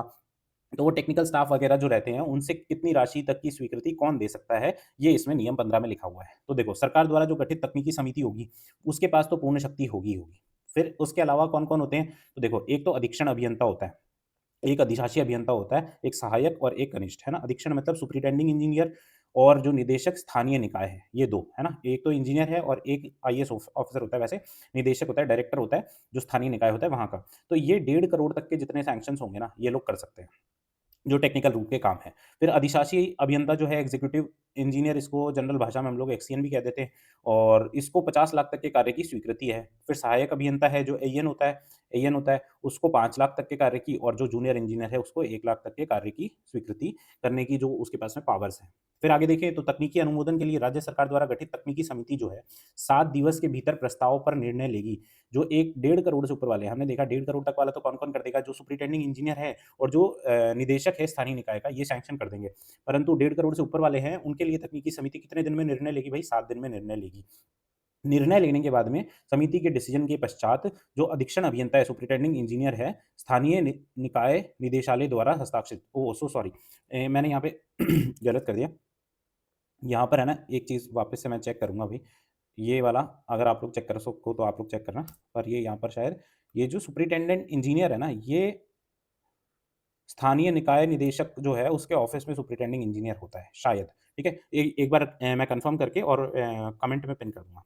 तो यहाँ पर देखें, औपचारिक जो तकनीकी अनुमति इसने दे दी, जो अपने पास तकनीकी समिति थी राज्य सरकार की, उसने अनुमति दे दी। उसके बाद में क्या होगा, तो उसके बाद में जो अधीक्षण अभियंता है, सुपरिटेंडिंग इंजीनियर है, स्थानीय निकाय निदेशालय में, उसके द्वारा ये हस्ताक्षरित किए जाएगा। ठीक है? फिर एस्टीमेट की बात करें, तो देखो अनुमान किस तरीके से बनाया जाता है, मैं आपको इसकी भी टेक्निकलिटी में नहीं लेकर के जाऊँगा बहुत ज़्यादा, पर जो एस्टीमेट प्रिपरेशन है, वो कैसे की जाती है, तो मैं आपको पहले बताता हूँ कि एक बीएसआर होती है ना? बेसिक शेड्यूल रेट होती है। अब आपने कभी देखी हो कि नहीं देखी हो मैं पता नहीं, मैंने ये बीएसआर बहुत अच्छे से देखी है। ये एक मोटा-सा पोथा होता है भई, है ना? एक मोटा-सा पोथा होता है, उस पोथे में क्या मैं आपको बताऊँ, छोटे से छोटा आइटम जो होता है, एक मान लो कि बिल्डिंग बननी है ना? एक बिल्डिंग बननी है। तो एक बिल्डिंग बनने के लिए छोटे से छोटा आइटम, एक जो नल लगना है वो, या नल के पाइप के ऊपर कोई स्क्रू लगना है वो, उस तक की जो रेट्स हैं, वो लिखी रहती हैं और ये जो सरकार है वो तय करती है। जितने भी काम होंगे वो बीएसआर के रेट के अनुसार होते हैं, ठीक है? मैं शायद आपको समझा पाया हूँ कि बीएसआर क्या है। तो अब देखें, जो एस्टीमेट है वो स्थल के निरीक्षण तथा पीडब्ल्यूडी की बीएसआर, पीडब्ल्यूडी जो डिपार्टमेंट है उसकी ये बीएसआर जो होती है, बेसिक शेड्यूल रेट होती है, उसके आधार पर बनाया जाएगा, है ना? स्थल का निरीक्षण कर लेंगे और पीडब्ल्यूडी की बीएसआर में रेट देख लेंगे, उसके अनुसार हम लोग एस्टीमेट बना लेंगे तथा उसमें स्थल योजना, डिजाइन रेखा चित्र, संरचनात्मक डिजाइन के साथ तकनीकी टिप्पणी संलग्न की जाएगी। ये जो स्थल योजना, डिजाइन रेखा चित्र और आपको जो जो डिजाइन वगैरह करनी है, वो तकनीकी आपको जो टेक्निकल टिप्पणी है वो उसमें करनी पड़ेगी और एस्टीमेट की आपको 3 टोटल प्रतियां बनानी पड़ेंगी। तो ये बात हो गई भाई एस्टीमेट के बारे में, है ना? कोई काम कराना है तो उसका एस्टीमेट बनाना पड़ेगा, तो वो किस हिसाब से बनता है वो यहाँ पर लिखा हुआ है। फिर नियम 16, तो नियम 16 में देखें तो कोई संविदा बाध्यकारी नहीं होगी जब तक कि इन नियमों और अधिनियम की अपेक्षाओं का अनुपालन नहीं किया जाएगा। जितनी भी संविदा हो, निविदा हो, टेंडर है, वो बाध्यकारी नहीं होगा भाई, है ना? अगर वो बाध्यकारी तब होगा जब नियमों के और अधिनियम की अपेक्षाओं के अनुपालन किया जाएगा तो बाध्यकारी है, वरना वो बाध्यकारी नहीं होगा। फिर नियम 17 देखें, तो निविदा का प्रारूप। अब निविदा का प्रारूप क्या होगा? निविदा के प्रारूप में जो चार्जेज़ वगैरह लिखे हुए थे, वो तो हमने पहले देख लिए थे। अब प्रारूप राजस्थान के सामान्य वित्तीय एवं लेखा नियमों के अनुकूल होगा। चालू भुगतान, पूर्णतता ये पूर्णता है भई, पूर्णतता नहीं, पूर्णता रिपोर्ट, अंतिम भुगतान, लेखा के प्रारूप तथा रजिस्टर, ये सारे वही यूज़ किए जाएँगे जो पीडब्ल्यूडी द्वारा यूज़ किए जाते हैं। पीडब्ल्यूडी तो वैसे आपको पता होगा ना, पब्लिक वर्क्स डिपार्टमेंट जो होता है ना? तो उसके जो रजिस्टर, बीएसआर भी उसी की यूज़ कर रहे हैं और रजिस्टर हो, चालू भुगतान हो, पूर्णता रिपोर्ट, अंतिम भुगतान, लेखा का प्रारूप, ये सारी चीज़ें पीडब्ल्यूडी जो यूज़ करता है, वही वाले हम लोग भी यूज़ कर लेंगे, ठीक है? तो ये भई अपना ये वाला जो लास्ट नियम है, ये भी खत्म होता है। हमने देखो 3 नियम पढ़ लिए, है ना? थोड़ी बहुत मैं आपको बात बताऊँ तो वापस से हमने 3 नियम पढ़ लिए। आपको मैं बता देता हूँ कि आपके 25 एक क्वेश्चन है ना, मैं पहले 30 क्वेश्चन कह रहा था, 25 क्वेश्चन लगभग जो अधिनियम है, जो एक्ट है, उससे आने वाले हैं, है ना? 10 क्वेश्चन आपको मिलेंगे ये नियम से 8 से 10 क्वेश्चन मान लो और 8 से 10 क्वेश्चन इससे मिलेंगे और आपको 5 क्वेश्चन जो होंगे 8 से 5 से 8 क्वेश्चन मान लो आप, जो 8 योजनाएँ हैं, उससे मिलेंगे। अब योजना वाला भी आप मुझे कमेंट करके बताना कि योजना बहुत ज़्यादा डिटेल में करानी है या फिर सिर्फ़ और सिर्फ़ जो इम्पोर्टेंट फैक्ट्स हैं, वही आपको जानने की ज़रूरत है। देखो बहुत ज़्यादा डिटेल में जाओ तो योजना में क्या-क्या चल रहा है, कितना पैसा डिस्ट्रीब्यूट हो रहा है, कितनी चीज़ें दी जा रही हैं, तो वो मेरे हिसाब से तो वो बहुत ज़्यादा बेनिफिशियल रहता नहीं है, उसका कॉस्ट बेनिफिट नहीं रहता है। तो आप देख लेना, बाकी ये इतनी चीज़ें करने के बाद में आपका जो 40 नंबर का मैटर है, वो मेरे हिसाब से 5-6 घंटे में आप उसको रिवाइज़ कर सकोगे, वीडियो देखते-देखते भी, नोट्स लेकर के भी। तो आप 5-6 घंटे में आप 10 बार, 20 बार आप उसको रिवाइज़ करो। बाकी 8 योजनाओं का जो है, वो थोड़े 2-4 दिनों में हम लोग कोशिश करते हैं करने की। तो बहुत-बहुत धन्यवाद आपका। मिलते हैं हम लोग नेक्स्ट लेक्चर में।